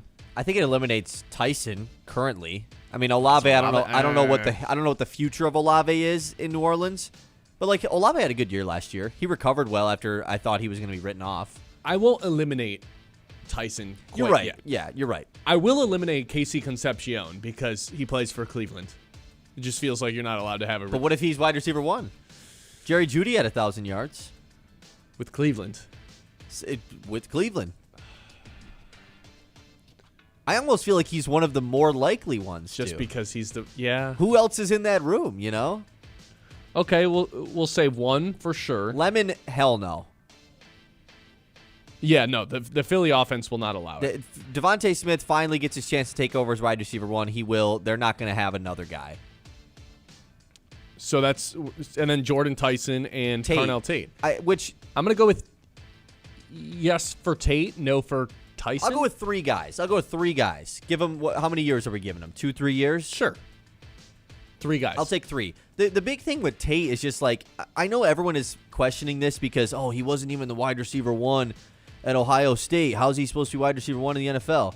Well, 1, he's wide receiver 2 to the guy who's going to be the biggest generational wide receiver prospect we've seen in years, in Jeremiah Smith. Mm-hmm. It's not like it's his fault he was wide receiver 2 because he was bad. He's playing with one of the best college wide receivers we've seen. Mm-hmm. And 2, he's from Ohio State. Some of this stuff is just common sense to me. It's look at the history of these Ohio State wide receivers, man. It's not that hard. Just take them. I think Tate's going to be awesome. Who is the best value pick in round 5? I'm not going to make you answer this, but I do want to tell you, one of the analysts says Keith Abney for the Detroit Lions. I was just going to say that because I don't know if I could tell you another 5th-round pick, off the top of my head. Obviously, I was keeping up with the draft, but I don't think I could tell you another 5th-round pick off the top of my head. So Keith Abney. Who else are they saying, though? The other one is Sam Hecht. That's right. I love Sam Hecht. Yeah, Sam Hecht. What's the best quarterback landing spot other than Mendoza? I think it's got to be Carson Beck. I was just going to say Arizona, that. I right? think it's a good runway for him. Like, look, Carson Beck is the most memeable guy there is. Yeah. Do I think he's going to be a good quarterback in the NFL? I have no idea. I don't really have an opinion on that. There's a runway there, The runway is there, man. Like, he's got some decent weapons over there in Arizona. Just got the 3rd overall pick being a running back. Jacoby Brissett, who is in line to be their quarterback, is, like, unhappy. He wants a new contract. He was like, look, if you guys are going to make me just write me in to be the backup quarterback, like, I want to get paid to be the back. Like, I want to be paid for it. Mm-hmm. So he's unhappy there. I don't think he's going to be reporting to their mini camps, it sounds like. So who's their starting quarterback? Well, Brissett is, but I'm saying, like, he was the backup last year, and he just got thrown into being the starter, and it's just like you just kind of assume he's going to be the starter again. So he's like, hey, look, if I'm going to be the starter, I should be paid like it. And I don't know, it's an odd situation there. The runway for Beck is there. He should just hold out. I think he is going to hold out. When Beck stinks, they'll sign him to starter money, even if it's like a $10 million one-year deal. Just give him a one-year deal. I mean, I think that's all he wants. He probably just wants a 1-year, pretty high guaranteed money deal. Yeah. I think that's fair for him to ask. I do too. All right, let's move on. We can go to the Pistons again when we return. This is the Ben Bosscher Show live here on 100.9. The Mitt Around the League, as always, is brought to you by Air Insurance. They want to work personally with you to create something best suited for your needs. Whether it's life or home or auto or physical insurance, it's all available with the Air Insurance Group with Farm Bureau Insurance. The Ben Bosscher Show, built by Bresky Siding and Building Repair on 100.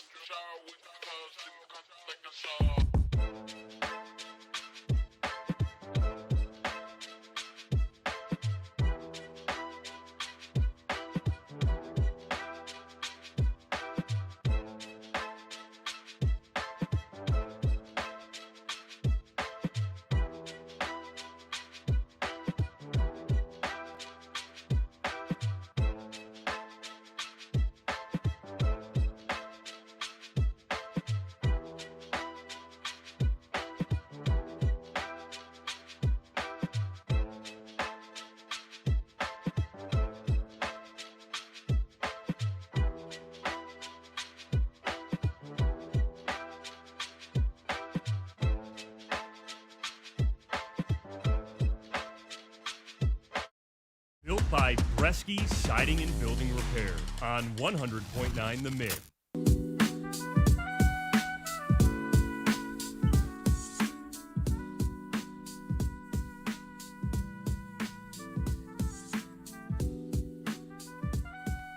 I really do have a fear that Ausar Thompson and Jalen Duren just can't play next to each other. Like, we talked about the spacing. There's a screenshot. I threw it out on Twitter. You can go look at it at Bosscher Ben on Twitter of what the spacing looks like when Cade Cunningham's trying to, get to the basket and there's 3 Pistons in the paint. I feel like I'm watching a 1970s game. And if Jalen Duren's never going to be an outside shooter and Ausar's more than likely never going to be an outside shooter, I'd say that door on that's not 100% closed, but it's like, when sometimes you think a door's all the way closed, but it turns out you got to give it one more nudge, and then it's actually like the hinge shuts. You know what I'm talking about? That's what it is. It's like the door is closed. You just got to give it one more bump, and then it's like locked. That's where Ausar Thompson is. I don't know if those two guys can coexist without these problems just reoccurring, and it would help to have a better 3-point shooter out there than Tobias Harris because he's just not a good 3-point shooter. Got a lot of buckets, back-to-back 20-point games, right? Not a good 3-point shooter. So that would help, but I think ultimately to have 2 guys who are just non-shooters, I feel like it would just be more of this every year in the playoffs if this is the core that they keep together, and that's my fear. I don't think that they would overreact if they lose in 5, maybe. If they lose, I mean, I guess if they're losing in the first round, maybe anything's on the table, but I don't think they want to trade either of those guys. But I don't know, Kyle. Something about all of the first 5 games makes me wonder if these 3 players can all coexist. And it's really just whether or not Duren and Ausar can coexist together. Yeah, the issue is, like, that question, of course, exists, and I think anybody can recognize that. It's something that we'd recognized even when the Pistons were good. It's obvious that it was going to come up at some point. What's the resolve to it, though? That's the issue. The resolve probably is just, look, let's face it, as bad as Jalen Duren has been, he's going to be on the Pistons next year. Like, he's not going to be traded. He's not going to let just be walk in restricted free agency. I understand there's been a lot of frustrations, and it's like, trade Jalen Duren. They're not gonna. They're not going to. Hopefully they can get him for a little bit cheaper than maybe initially expected, and they probably will be able to. I don't think it's like 100% off the table. I'd say it's unlikely, but I'd say there's always like a 5 to 10% chance that somebody gets moved. I mean, they were a 1 seed that lost. There needs to be some sort of Sure, they also were change. a 1 seed. It feels like the change isn't trading away one of your All-NBA players, right? That feels like it's not the change. Understood. Like, I'm with everyone that's frustrated about Duren, and I recognize his flaws as well, and he's been bad in this playoff series, no doubt about it. He's the guy that I think the most blame should be put on. But you don't trade an All-NBA guy when you were just the 1 seed. That's not the overreaction. So are you going to trade the Depoy finalist, or are you just going to run this back and run into the same issues next offseason? The immediate overreaction is getting two other guys to be with that core three, if we're calling it, with Cade, Asar, and Duren, that one won't get played off the floor and also can space the floor at an extremely high rate. That's the resolve. Because Duncan Robinson has been very good for the Pistons this season. But in this specific playoff series, it's Orlando's only source of offense. Attack, attack, attack, Duncan Robinson. Why would that change in any other playoff series? No, I feel like that's just kind of who Duncan Robinson is come playoff time. That's not what I'm saying. I'm saying, like, Duncan Robinson, the reason why he's been so good for the Pistons here is because he spaces the floor, but he gets played off the floor in a playoff series. You need to find a version of him that maybe is not as high a volume a three-point shooter because he's about as high as it gets, that doesn't get played off the floor. I mean, like an Ayo Dosunmu? And then your Tobias Harris, which, once again, I think Tobias has been pretty good in this playoff series. Yeah, last night he couldn't make an open shot to save his life. I still think he's been overall good. Tobias Harris needs to be turned into an extremely high three-point shooting floor spacer type of player. Yeah, a guy that you can't leave open. Tobias Harris, I think the other team is totally fine when he takes a three. Because think about the Orlando Magic, man. It's not like they have all five guys on the floor, these elite spacers. The Pistons are chill with letting Paolo Banchero take step-back threes. And their center, Wendell Carter or Goga Batadze, whoever it is, they're not good shooters. But they have two guys that can space the floor at a really good rate in Jalen Suggs and Desmond Bane. You can't leave those guys open. That's all it takes. You got to have two guys that bring it defensively, but also are extremely good floor spacers. It makes it easy for everything. The Pistons have one guy, and that guy also can't defend. So that's their biggest issue, and that's probably the immediate fix to the Asar Duren thing, rather than trading one of them. Ayo Dosunmu is also a free agent, but I fear he's just walked his way into a pretty ridiculous contract. Right now he's making $7 million a season. He's $25 million a year. Just based on what happened in these playoffs alone. That's why it feels like they really missed out on an opportunity, because it's hard to say one player of that caliber, like a non-All-Star, would make that big of a difference.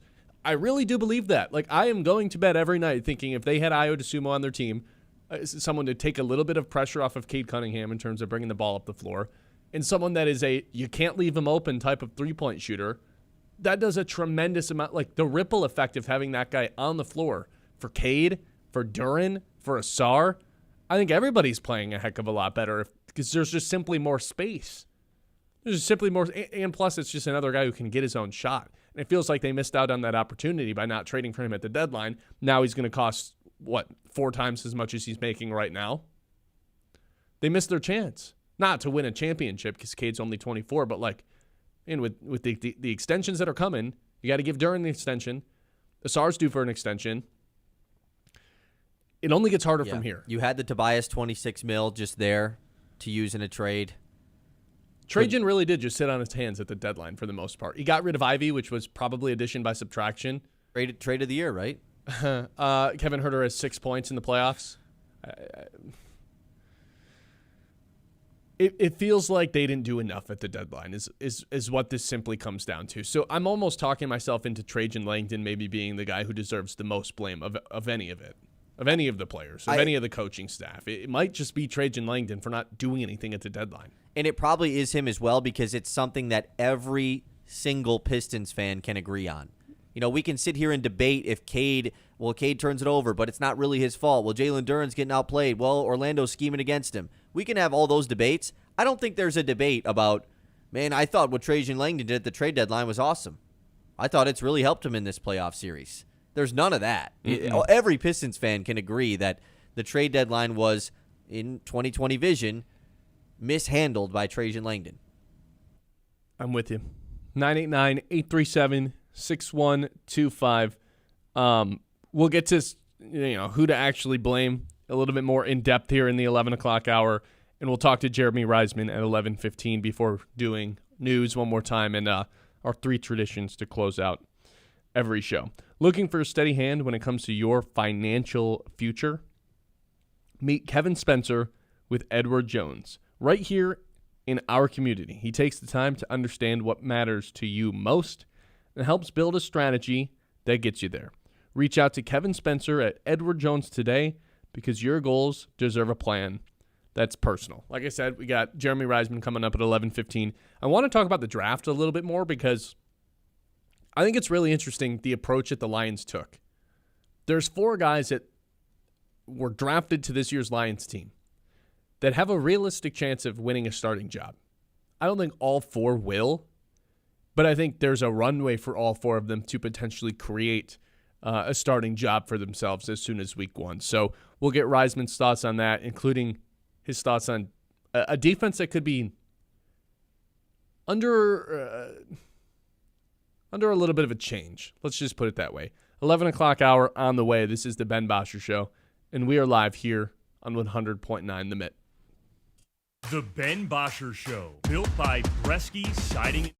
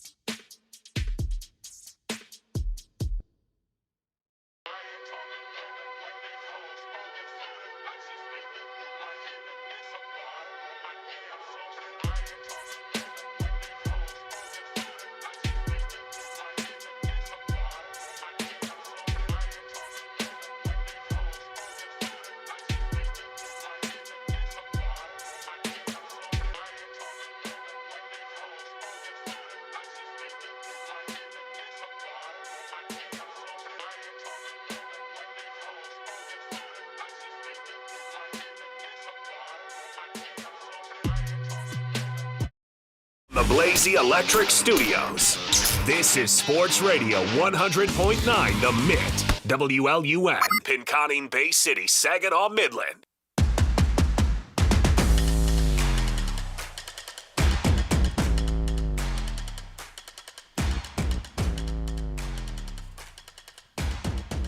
I have a blame chart for who to blame for this Pistons, well, not just the game yesterday, but the situation that they find themselves in general. I'll share that with you now. For the most part, I want to put this with a caveat.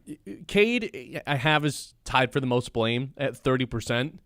A lot of it's not his fault. Here's the bottom line, guys. You can't have more turnovers than assists in total over a 3-game stretch.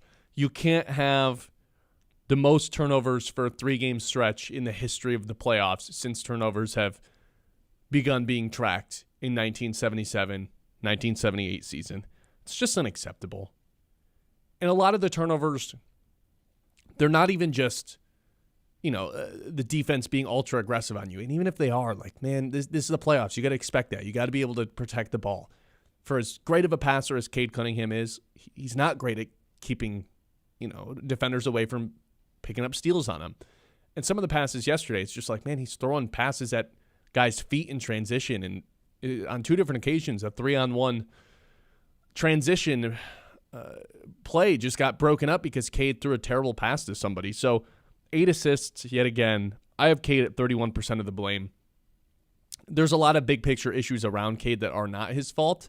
But at the end of the day, when you are a superstar player and want to be considered a superstar player, and I think Kyle and I and most of our audience, maybe not, I don't know, agree that Cade Cunningham is a superstar caliber player, got to be able to make it out of the first round. And the weight just is going to fall on that player's shoulders. So whether you like it or not, most of the blame, for a player-wise, just has to be on Cade Cunningham. And I know you're thinking opposite, that Jalen Duren was a no-show. And I'm with you that Duren was a no-show, and it's unacceptable. And in a vacuum, he's been way more disappointing than Cade. But when you're a superstar, when you're a first-team All-NBA guy, the weight of these losses is on you. And there's not really excuses to be made about it. I just think if you look at all these other superstars that are in the playoffs currently, guys that we feel like are in Cade's certain tier of player, they are all set up for much more success than Cade is. I don't disagree with that. And it's just, like, obviously I'm not defending him having 20-some turnovers in 3 games. Like, that's ridiculous. But I think when you actually watch the games and you see how gross the Pistons' half-court offense has been in this series, it's understandable. Like, some of them make sense. Every time he takes a dribble inside the three-point line, there are 2 dudes hounding him. Like, what's he supposed to do?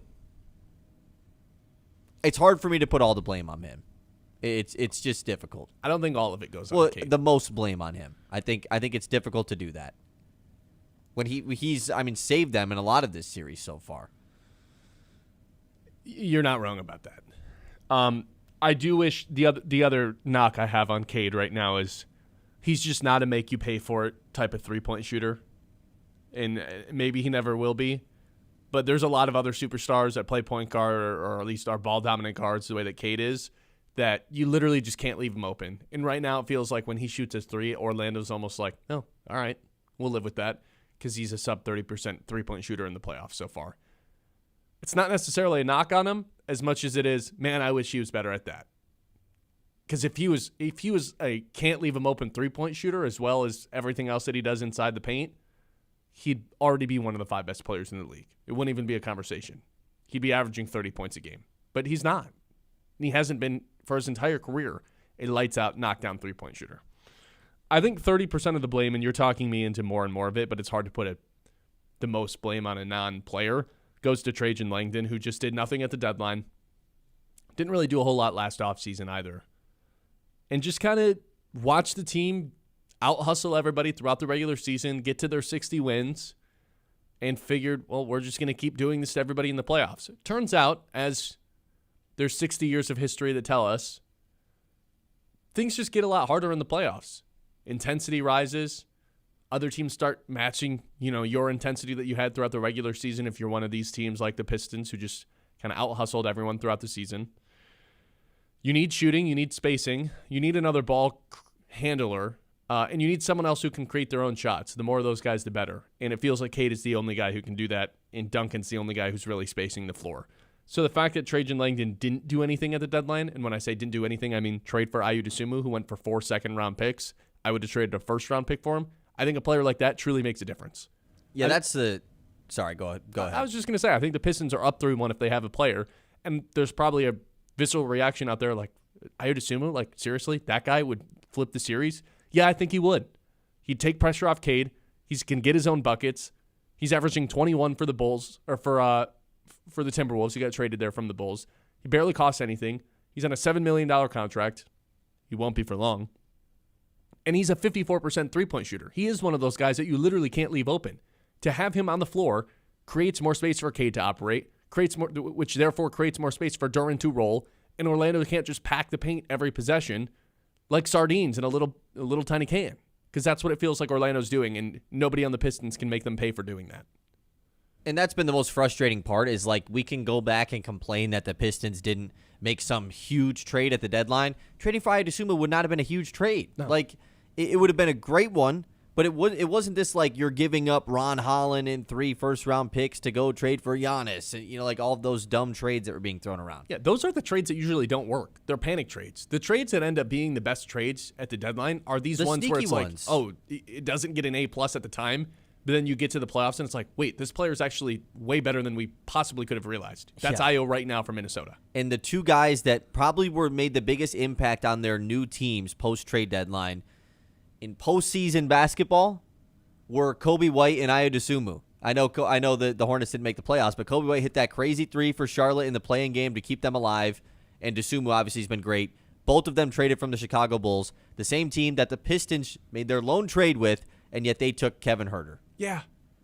I really want to know more about that, whether or not the Pistons knocked around and asked for those 2 guys, because you can't tell me that the Bulls were just like, nah, because they both got moved. So I wonder if the Pistons just targeted Huerter or if they just weren't willing to pay the price. And if they weren't willing to pay the price, then that's just pathetic. You're the 1 seed. You got to go do something. And it just makes you think, like, why is this the city of Detroit thing right now? Nobody wants to trade for anybody? I'm seeing a lot of pain on Twitter from the way the last couple postseasons have ended, Lions, Tigers, and now potentially the Pistons. Yes, it's been super heartbreaking.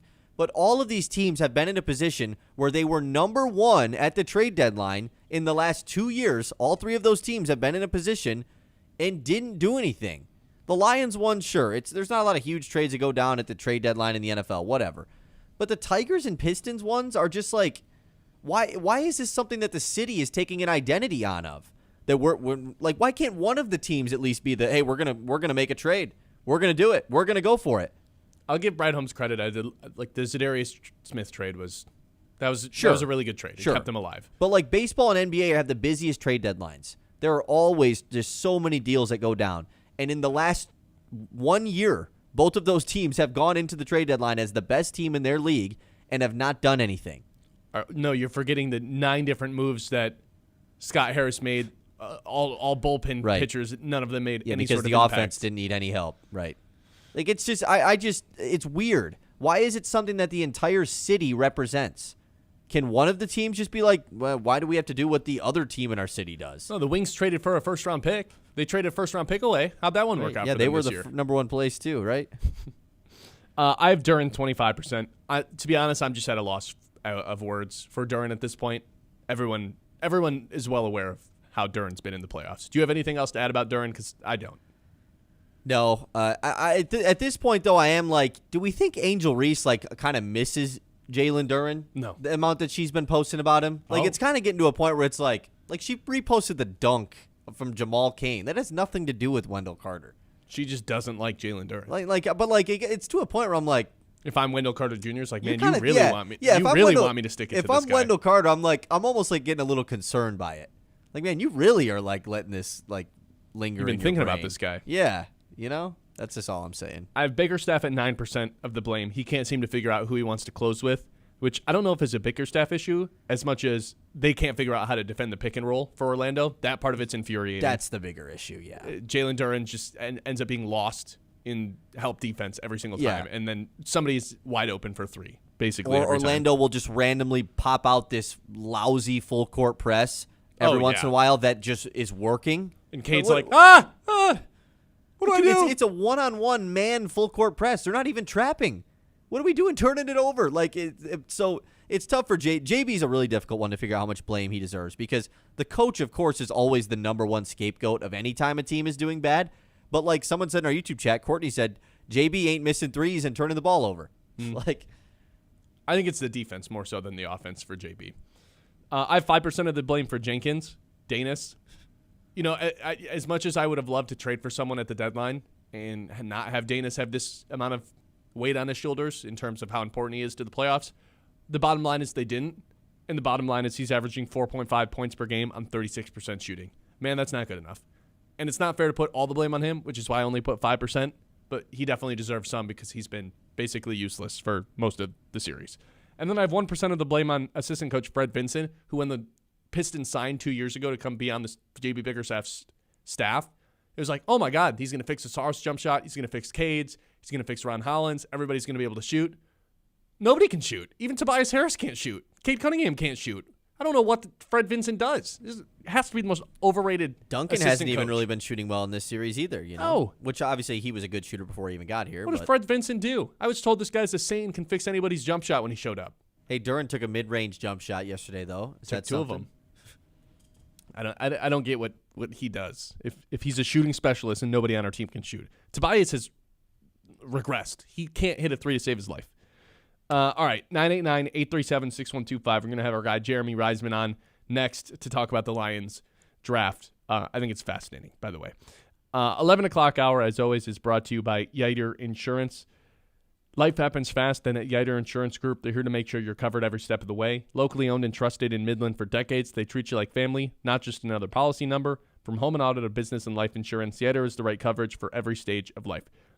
Their team makes insurance simple with expert advice and real people you can actually talk to. That's Yiter Insurance Group. We'll be there when you need us since 1940. The Ben Bosscher Show, built by Bresky Siding and Building.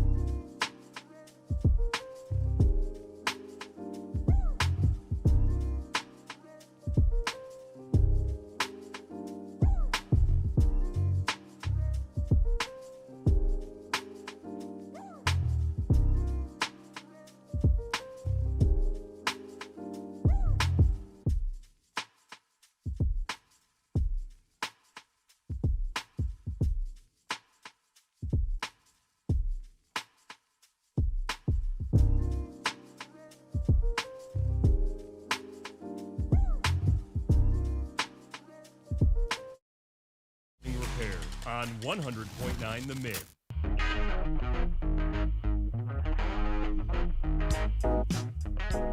Bringing in Jeremy Reisman here from PrideAtDetroit.com to talk about this year's 2026 NFL Draft for the Detroit Lions. I've got to say, Jeremy, I think I gave it a B+ yesterday.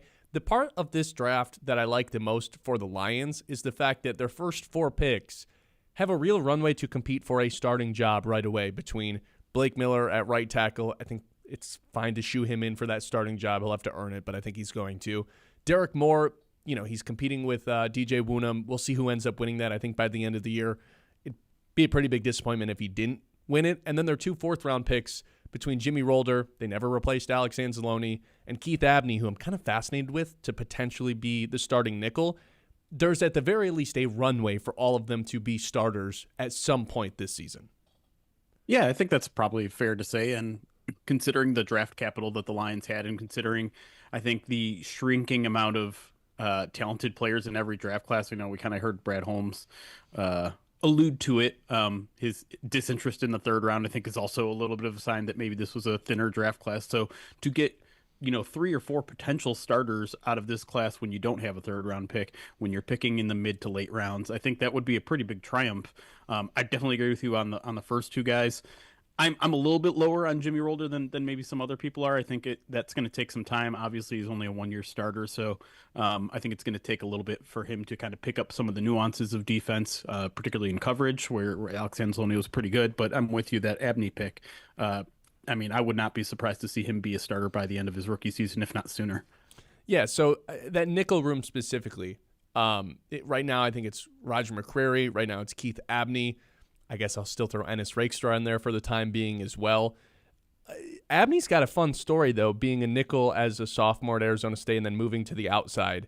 And then also this, hilarious, national champion rollerblading storyline from his days in middle school. I think it's really fun, too.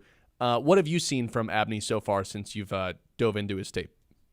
Yeah, it's kind of that gritty attitude, that physical nature that we know the Lions kind of love from their cornerback room. I think he's reasonably getting comparisons to Amik Robertson just in terms of his play style, in terms of his size, in terms of his willingness to get his nose dirty in the run game. They played a lot of zone in college at Arizona State, but occasionally when they would play man and they'd trust one of their corners to play right up on the line and have press coverage, he was the guy that they usually chose to be that guy. And you could see the way he kind of competed, that's something that he liked to do. And even when I talked to him at the NFL Combine, I think he took offense to people calling him a zone corner. I think he took a lot of pride in doing what he did in man coverage, in press coverage, using that physicality, using that determination that he has kind of as a smaller nickel type. And again, like he also mentioned, his run defense. So it'll be interesting to see where the Lions throw him. Holmes did say on draft night, I think he probably ticks a little bit towards being a nickel, but he also said, I'm not counting him out on the outside either. So to me, it's kind of like the route that Ennis took, where it's initially they thought Ennis was going to be a nickel. Now they kind of moved him a little bit more to the outside. It could be kind of the same with Abney, where it's maybe early on that's his best path to the roster, best path to playing time. But in time, maybe they trust him to be on the outside as well. The fact that they drafted him and signed Roger McCreary, and the fact that for the most part in free agency they ignored the need to replace Alex Anzalone up until this year's draft, where they didn't really take, like you said, a coverage linebacker, it does make me think, and this is something that I know a couple of writers at the website, myself, a lot of Lions media has been asking for a while. I want this defense to be faster, which would require more nickel sets, more sub packages, less of the 3 linebackers look, which the Lions have led the league in here for the last couple of years. It's led to a slower defense, but I think reading between the lines, specifically with some of the pass rushing stuff that they did in the draft as well, which we can get into here in a second, maybe there is a defensive philosophy switch incoming for this year's Lions defense, where they want to be faster and be in the nickel and 5 DB sets a little bit more than they have been in the past few years. Yeah, I think it's a reasonable conclusion to draw. Obviously we have to actually go out there and see what they plan on doing, but I think a lot of what they can do on defense is multiple. They can be a 3 linebacker set, they can be a 2 linebacker set and nickel and dime, and all that kind of fits in within the constraints of what they've been doing for years. It's just different sub packages. So it's really interesting. It'll be really interesting to see what they do, because Damone Clark is also part of this picture here. He's got starting experience, but he's also kind of the lighter, faster type guy. So if you want a lighter, faster defense, I think all things are pointing to them potentially going in that direction, even though I still think they are going to be a stop the run first mentality. I think they're just bending the rules a little bit more and saying maybe we'll put a little bit more into the pass rush bucket, a little bit more into the coverage bucket this year than we had in previous years. Position versatility, it's been a thing since Aaron Glenn was the DC, and we're seeing it come to fruition even more so now. One thing they didn't address in the draft was the safety room, which I was a little bit surprised by. And then Brad Holmes, slightly mentioned it in his post draft press conference that, he feels good about Kirby Joseph and Brian Branch. I think not drafting one is almost stronger than his actual words about, we feel good about their recoveries. I think you and I specifically, I've said it a million times on the show, I'm pretty worried about what happens with Kirby Joseph if we ever get the version of Kirby Joseph that we saw when he was an all-pro player. But them not drafting one, I don't know. I think it's a pretty good sign. Yeah, maybe not. Brad kind of talked about that too, and he said, I wouldn't draw too many conclusions. There were some guys that we liked, and it just didn't line up in this particular draft. It's not the reason why we didn't draft a safety because we were super confident in these guys. It was just we like guys that didn't line up, and he also said it was kind of a thin safety class. So, I think they did a good job in free agency, getting guys that have experience, getting guys that can play in a pinch here. But I'm still looking at that as a potential long-term need just because of the mystery and general pessimism around Kirby Joseph's prognosis. Obviously, you're going to get Brian Branch back at some point this year, and maybe he doesn't look like himself until November, December, maybe not even until next year. But I think the long-term concern with him is relatively low, especially considering they've really talked about him like someone that they expect to be here long-term, given that his contract is ending after this season too. So, I think obviously when you're talking about filling needs like that, and you're talking about a starting capable guy, you're probably not going to get a starting capable safety outside of the first 3 rounds. So if they're going to draft offensive tackle, if they're going to dress, edge, linebacker, they only had limited resources. They couldn't fill every single need, and getting a, reserve special teams safety, I'm not sure that does much to help the team both in the short term and the long term. So I understand why it didn't happen this offseason. All right, now the juicy stuff. Derek Moore ends up being their second-round pick from Michigan. They trade up 6 picks to be able to go draft him. What's really interesting about this pick is his last season at Michigan. He's much better at getting after the quarterback than he is at stopping the run, which goes against what they've had across from Aiden Hutchinson for the most part since Aiden Hutchinson has been here. And then you look at their couple of their day 3 flyers as well, guys that are, I don't want to say specialists, but were better in college at just kind of getting after the quarterback and rushing the quarterback rather than, being run stuffers. Yeah. You wrote about this a lot last year, about how it took them too long to get to the quarterback. Now they're, I know it's just day 3 flyers, so it is what it is, but this is why I do think there might be a philosophy change coming, specifically with the pass rush of, we got to get after the quarterback a little bit faster rather than slowly breaking down this pocket, because time and time again in last year, it felt like any quarterback that was comfortable sitting in the pocket had time to just destroy the Lions secondary. Yeah, I think what was even more interesting than just the picks themselves, because in a lot of ways, all 3 of those defensive linemen that they picked, they have like the tenacity and physicality to their game to be good run defenders, even if, the PFF grades are low or the run stops statistics are low. Like, they play in a way where I think they can make it work. But when you listen to Brad Holmes talk about all 3 of those players, he mentions the pass rush first. Specifically with the last 2, he's like, what do you like about those guys? Well, they're good pass rushers in sub-package roles. Okay, that's the reason you took them. That's their superpower. And when you, like you said, when you get that late in the draft, sometimes you're just taking guys that do one thing really, really well. And it's certainly notable that they decided on guys that pass rush was kind of their main calling card.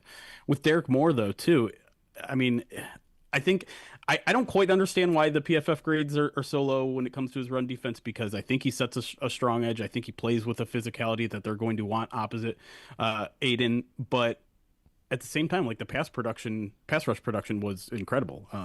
Whether you look at the true pass rush rate of being a top 5 guy in the country last year, or the 10.5 sacks, it really was something notable. And it was something that Brad mentioned, because usually, when he talks about, hey, we'll draft an edge, but he has to fit us. And the first thing that he usually talks about there is like, well, they have to set an edge. They have to earn the right to pass rush. They have to be a good run defender.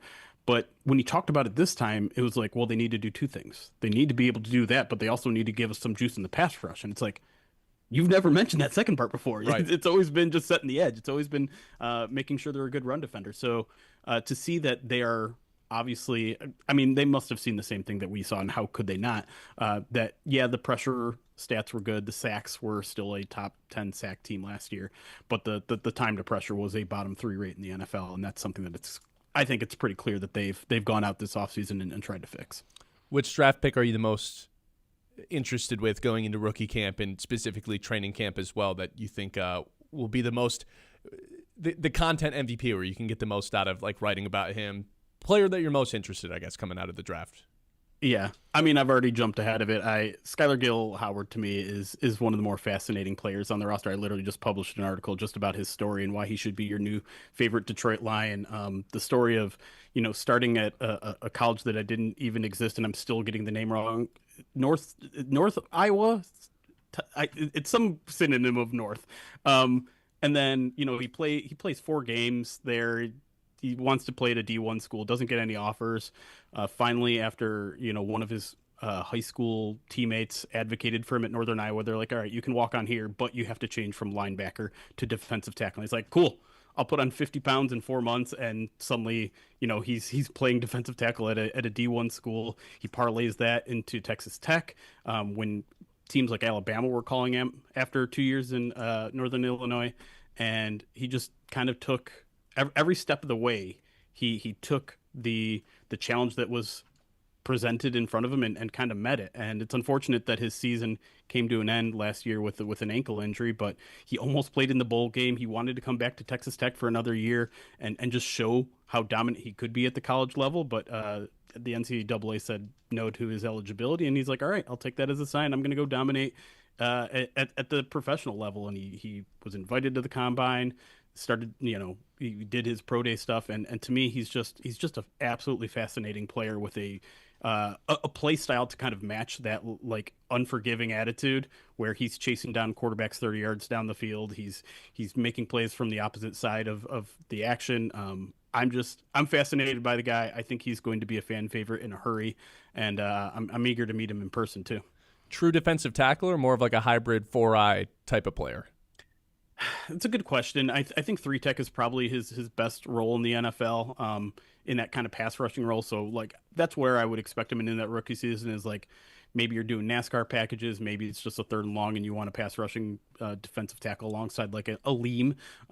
I think he could play that role, and his production, was increasing every single year as he kind of got more and more playing time. And so obviously it's easy to kind of lose sight of him on that Texas Tech defensive line, which was just full of incredible players. And, maybe he's getting helped by the fact that he is surrounded by some of those talented players, but he's going to be surrounded by a lot of talent in Detroit too. So I'm eager to see what that production might look like. Well, if you guys want to go read this latest piece on Gil Howard, go ahead and head to prideofdetroit.com. Jeremy Reisman, thanks for stopping by. Of course, no problem, Ben. All right, there we go. All right, when we come back, we'll get to our 2 traditions in the news. We got to get to that as well. This is the Ben Bosscher Show. We're live here on 100.9 The Mitt. The Ben Bosscher Show, built by Bresky Siding and Building Repair on 100.9 The Mitt.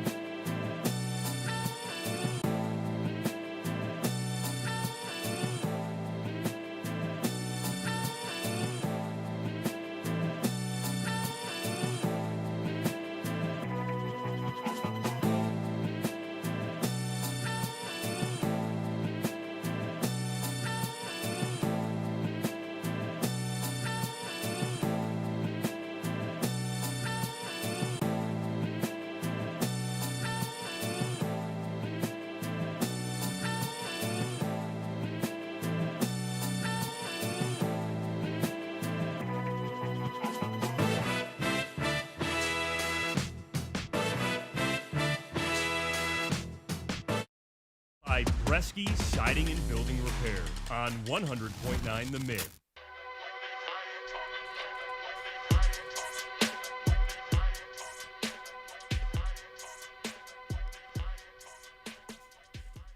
All right, Kyle, take it away with the news. What's going on? The Mitts Morning Catch. Okay, well, let's get back into the news. Tell me about it. We got some breaking news going on during the show today. Nothing urgent for our Detroit sports teams, like Duran hasn't been traded or anything like that. You can trade players in the middle of playoffs?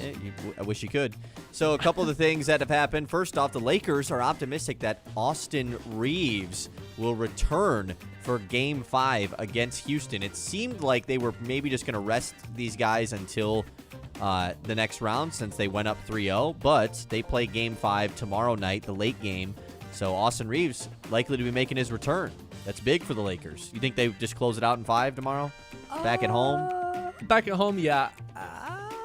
We'll see how Austin Reeves looks. I think they win this series. I don't know if it'll be in 5 or 6. Yeah. It's going to be in 5 or 6. I don't think this gets to 7. It's the first time that the Lakers have been favored all series long is that game tomorrow night. So I'll tell you what, though. If the Rockets just mail it in, there's going to be some incredible Kevin Durant pieces that come out tomorrow. Oh, there's going to be some Pistons trading for Kevin Durant stuff. That's what there's going to be. No, thank you. I'm just telling you what it's going to be because you know it's going to be that. Speaking of that, Pistons are also in action tomorrow night. They're on Prime Video this time. 9.5-point favorites, the Pistons are. That's just insane. I back don't at know home. if Vegas has been watching the same games that we have, but I don't know why the Pistons should be. They've been favorites every game this series, right? Yeah. And now this is the biggest spread we've seen yet. Right. I Interesting. don't know. Our other breaking news we got during the show today is the Phillies have fired their manager, Rob Thomson. Don Mattingly is going to take over as the interim manager. Already the second manager that has been fired so far this season. Of course, the Red Sox fired Alex Cora and essentially everybody else on that staff. The Phillies just firing their manager this morning. They've been the worst team in baseball this season, which is pretty shocking because they are usually pretty good. They were expected to be good this season, and they certainly have not been. Currently, their record is 9-19. They are 1-9 in their last 10 games. Yeah. Pretty bad. The Mets are figuring out a way to be worse, which is the best part about it. They just got swept by the Rockies. So that's how you know things are getting bad when you get swept by the Rockies. At least the Tigers are in that situation. Tigers are playing tonight, though. They're back in action against the Braves. Casey Mize versus Martin Perez, 7:15 first pitch. It's on TBS as well as the Detroit Sportsnet. We'll use this time to look at the Covenant Healthcare Orthopedics and Sports Medicine Injury Report. Just to update all you folks, in case you forgot, Zach McKinstry, Justin Verlander continue to be on the injured list for the Tigers. No real big updates for them other than the fact that Verlander has been tossing around in the bullpen. I feel like we're getting kind of I feel like reading between the lines on some of the beat writers, it feels like Troy Mellon's basically like getting close to ready to go, but he's on the 60 days, so they can't. Till like May 27th, right? I think they have a full month. Yeah. Which he can rehab start. He can rehab, which is probably the reason they put him on the 60-day, since he doesn't have a spring training. Didn't get a spring training, yeah. So he'll be able to go to probably West Michigan and then probably Toledo at some point to rehab a little bit. So when do the Loons play West Michigan again? When do they come here? That'd be kind of cool. Don't they come here pretty soon? Yeah, mid-May. It sounded like you're in a complete other room there. Mid-May, okay. I mean, hey, what if he's got a rehab in West Michigan against the Loons? Huh? That'd be awesome. That'd be kind of cool. Bryce Rayner, too. Get to watch him play. Yeah, Bryce Rayner now on that team as well. So we'll see. We'll keep you updated with the Troy Melton stuff. Cooper Flagg has won the Rookie of the Year in the NBA over Con Knippel. Ben, who deserved to win it? Did they get this one right? I think Cooper Flagg's a better player, so I think it's Cooper Flagg. Do you think they got it right? I do think they got it right. It's unfortunate because Con Knippel just had one of the best three-point shooting seasons in NBA history, and he didn't win Rookie of the Year. But I do think revisionist history, 5 years from now, we look back and be like, how did Cooper Flagg not win Rookie of the Year, you know? Well, he did win Rookie of the Year, so that's the good thing. Yeah. We don't have to have revisionist history about it. I saw something that I had to do a double take of on Twitter yesterday. It was like all of Cooper Flagg's highlights of him just like posterizing everybody in the league this year. It was like imagine in 2030 when he's 23 years old. I was like, ha ha ha. And then I was like, counting with my fingers, like, oh my God, he's only going to be 23 in 2030? 2030? Dude, just the phrase 2030 I don't like. It's 4 years away, so it's kind of a long ways away. But this kid's only going to be 23 in 2040. 2030. In 2030, yeah. He's going to be the best player in the league by then. 2030 is kind of a cool year. Okay. Explain. And it's like 20 and then 30. The last year to end on a round decade was not a very good year, though. That's a really good point. The big 2-2. 2020? Yeah. The big 2-2. Yeah, that makes sense. Okay, let's keep talking about other stuff in the news. The NCAA president, Charlie Baker, says in a phone call with ESPN yesterday, he is optimistic that the 5-year eligibility window will be enacted in college sports. However, it would not be retroactive, as players that, quote, have used their eligibility up are still done. So they're definitely going to face so many lawsuits if this goes into play of all the players that think that they can come back and play even though they've only played 4 years.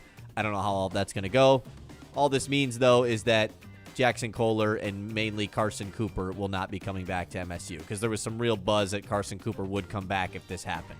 So that won't be happening. But this 5-year eligibility window might be happening, which seems like it's going to be an overall good thing. Yeah, no 7-year players in college sports. That seems to be a good thing. Well, the Michigan fans wouldn't, because Yaxel Lindenberg would not have been on the team. Right, because he was 29 years old. But it was his 6th year of college basketball. But I don't know how this would work with the JUCO, though. Because that's why JUCO, he got to play 6 years, but 2 of them Correct, were JUCO years. because they gave the rule that JUCO years don't count. Which is kind of a weird, I don't agree with that rule. I think, I'm assuming that that's going away. I think this is just a 5-year post-high school thing. You know, I think that's kind of how this works. 5-year, once you're out of high school, you have 5 years to play college sports. So we'll see how it, obviously, once all the details come out here about all of this. College football news. Texas Tech quarterback Brendan Sorsby is to enter a gambling addiction program. This is a wild story. He was the Cincinnati quarterback last year, the top QB in the portal this offseason. Apparently, he would go to the Cincinnati Reds games. He would attend them and just bet on individual pitches. Like the stuff Emmanuel Clase was rigging. Like, I'm going to throw a strike or a ball on this pitch. I'm going to throw this pitch over under 93.5 miles per hour. Like, he was doing that, individual pitches at the game as the quarterback of the college team there. What? Yeah, man. I don't know how anyone gets this roped into it. And it's not even like he was rigging the games. Like, I have an idea. He was just doing it for the love of the game. Stop doing that. Yeah. Just stop doing that. Unreal. Apparently, he made thousands of online bets on a variety of sports via many gambling apps, which, of course, jeopardizes his eligibility with Texas Tech. Of course, he was already paid probably $5 million to go be the Texas Tech quarterback this season. So pretty unfortunate for the Red Raiders that their QB is just a crippling gambling addict.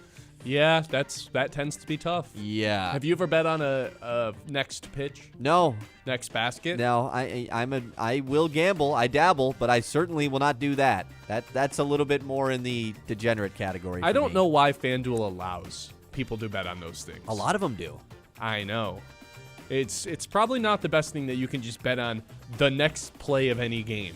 Because what good could come out of that other than people becoming addicted to gambling? It almost would have been better if he was involved in rigging these bets. You know, like he was involved in betting on himself or something. The fact that he was just doing this, pulling up to the games and like, next pitch. Dang it was a ball. Next pitch. Like, bro, what? Yeah, You're the quarterback of the football team, Put your phone down, man. Go get a beer. That is ridiculous. Like, would he go by himself? Probably. Oh, that's crazy. Anyone that was with him, I think, would have had the balls to be like, hey, man, maybe don't do that.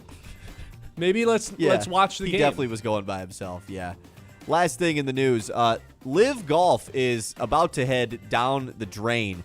Their upcoming tournament in New Orleans in June is going to be postponed as the league continues to attempt to secure additional funding after Saudi Arabia's Public Investment Fund pulled back its commitment to keep financing the league. So Live Golf has been basically all of this year been talked about how it's kind of set to go away. You know, when you pay all the golfers $200 million to play in it, at some point, if it's not taking over as the number one golf league in the world, then it might get backed out of, and that's kind of where it's headed right now. So Weren't the player? Yeah, the players weren't being paid, right? yeah, I mean, Saudi Arabia is gone. The people, the main funding of it is just gone now. Saudi Arabia doesn't exist anymore.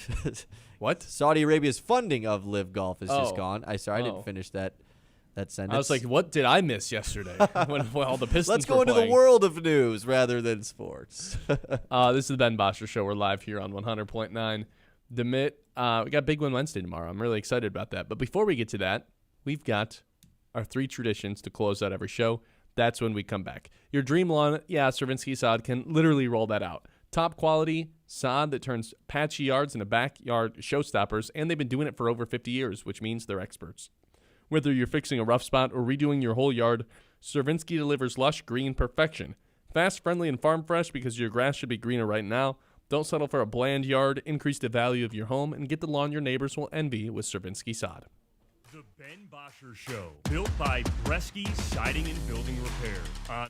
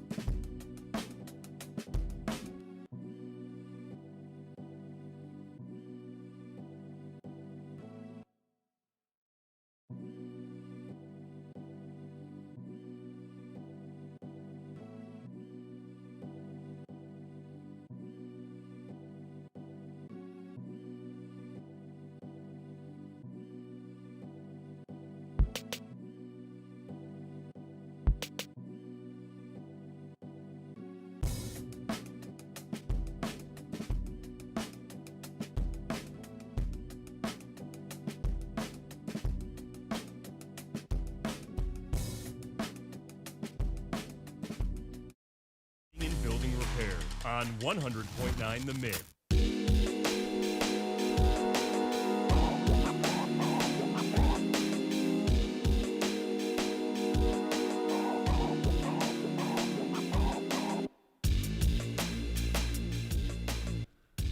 All right, welcome back into the show. We've got 3 traditions to close out this thing. Kyle, you're going to have to keep track of time for me because my computer died during that break. The first thing we have is our lock of the day. Lock of the day. You better lock it up. No, you lock it up. Lock it up. Lock it up. Lock it up. So we took the Pistons to just win yesterday. That didn't happen. And now we're really back against the wall. It's like I'm down 3-1 in a best-of-7 series in terms of trying to go up in April. It's very unlikely. It's going to borderline take a miracle. There's not a ton of evidence that I can do it, but I'm not quite dead yet. That's kind of where we're at, right? I think you might be down like in a if this was a best-of-11 series, you're down like 6-1. Yeah, but the nice thing No, about 6 would win it. You're down 5-1 in a best-of-11. But the nice thing is, like, I am always just one bet away from. Now I kind of sound like the Cincinnati quarterback. Yeah, dude, it's just one fastball away, one strike away from winning big, you know? Yeah, right now Ben is about 7 units down in the month of April with 3 days here in April to go. Tuesday, Wednesday, Thursday is all we've got. You're 11 units down in 2026. It's been a really, really bad April. It's been worse than March, actually. Well, guess what? We hit today. We're all of a sudden back in it, right? See, this was just, once again, not the strategy I thought you would go with. But go ahead. Reveal your lock of the day. Paul George. He's been playing pretty good. I had my notes pulled up in front of me. They are gone now since my computer died. He's been going toe-to-toe with the Celtics. You just got to trust him. He's been going toe-to-toe with the Celtics and getting some buckets. I want him to score 25 tonight, which was, what did we get that at, plus 800? Plus 800, That feels like good value, man. Just one crazy back against the wall, primetime, reach deep into the bag, Paul George game left in his career for the playoffs. Who's here for it? Yeah, here's his numbers in the 4 games against Boston so far. 17 points, 19 points, 18 points, 16 points. Just hit a couple more threes in that 19-point game. Why not just go with him to have 20?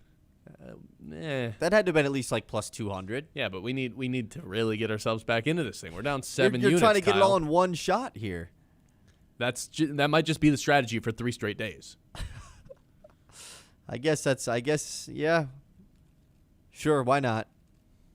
I'm fading, though, obviously. Okay. In a plus 800 bet. That's got to be the longest bet you've made of the year. For sure. Yeah, not even And when it close. hits today, when Paul George has 25 exactly, guess what? We're going to be feeling awesome tomorrow. That's our lock of the day. Lock of the day. You better lock it up. No, you lock it up. Lock it up. Lock it up. Lock it up. The game of the day. Go ahead. Game of the day. What? It's that game on tonight. It's the Spurs and the Trailblazers on tonight. And then what's the third game? Is there a third game on? Hawks Knicks. Oh. That's the big one. What do you mean, oh, it's game 5. They're tied up at 2 apiece. I mean, that's the best game. Sixers. That's game 4, right? Sixers Celtics game 5. Is that 3-1? Yeah, it's 3-1. Oh. Both of these other series are 3-1 with the home team who's up 3-1 at home. Yeah, it's the Knicks game then. The Knicks and the Hawks. Who knows what's going to happen in this one? No Tigers Braves, huh? Casey Mize? No, playoffs. This is Best the team in the playoffs. NL outside of the Dodgers. You know what? It sounds like a great day for a 2 TV setup. My dream, I think my dream scenario in whatever house I one day live in is one giant TV and then 3 underneath it. No, not underneath. It'd be to the side, I think. You'd have to have 4 then. It'd be 4, 2 on each side. Yeah. It'd be one giant one and 2 on each side to watch 5 things at once. Still not enough for NFL Sunday. No. Well, unless you have quad box on the big TV. Quad box on the big TV. Yeah, but you have to have Lions on the big TV. That's true. I don't think I need more than 5 games on if the Lions are on, though. Yeah, I definitely agree with you there. That's Is 5 TVs enough TVs? Let us know. 989-837-6125. That's our game of the day. Game of the day. I got 2 words for you. Steve Nash and Chris Paul. Must-see TV. All right, what do we think Colin Cowherd's going to open with? Because neither of us got a point yesterday. I don't think. And we knew it. Like That was dumb of us. It was dumb of us. We knew he was going to talk NFL draft. We were like, what's the angle for the NFL draft? He did some grand scheme draft thing. I don't even remember what. Just some GM, no GM bats 1,000 was basically what he was doing. Basically, he kind of went no, back sick, to the dude. Rams thing, like whatever. The fact he didn't talk about the Lakers or the Spurs, pretty wild. So the score is 52-53 still. I hold a 1-point lead. It is your turn to go first today. I don't think this is a good day to go first. Can I go with the Eastern Conference is wide open? And that's his take. Like, the Pistons are down 3-1. The Celtics, they're the only team that looks like they're, in cruise control. There's a path for them to go to the finals. That feels tough because I was just going to go with the Pistons. I think the Pistons being a bad 1 seed is like the lead. That feels like combining a few things.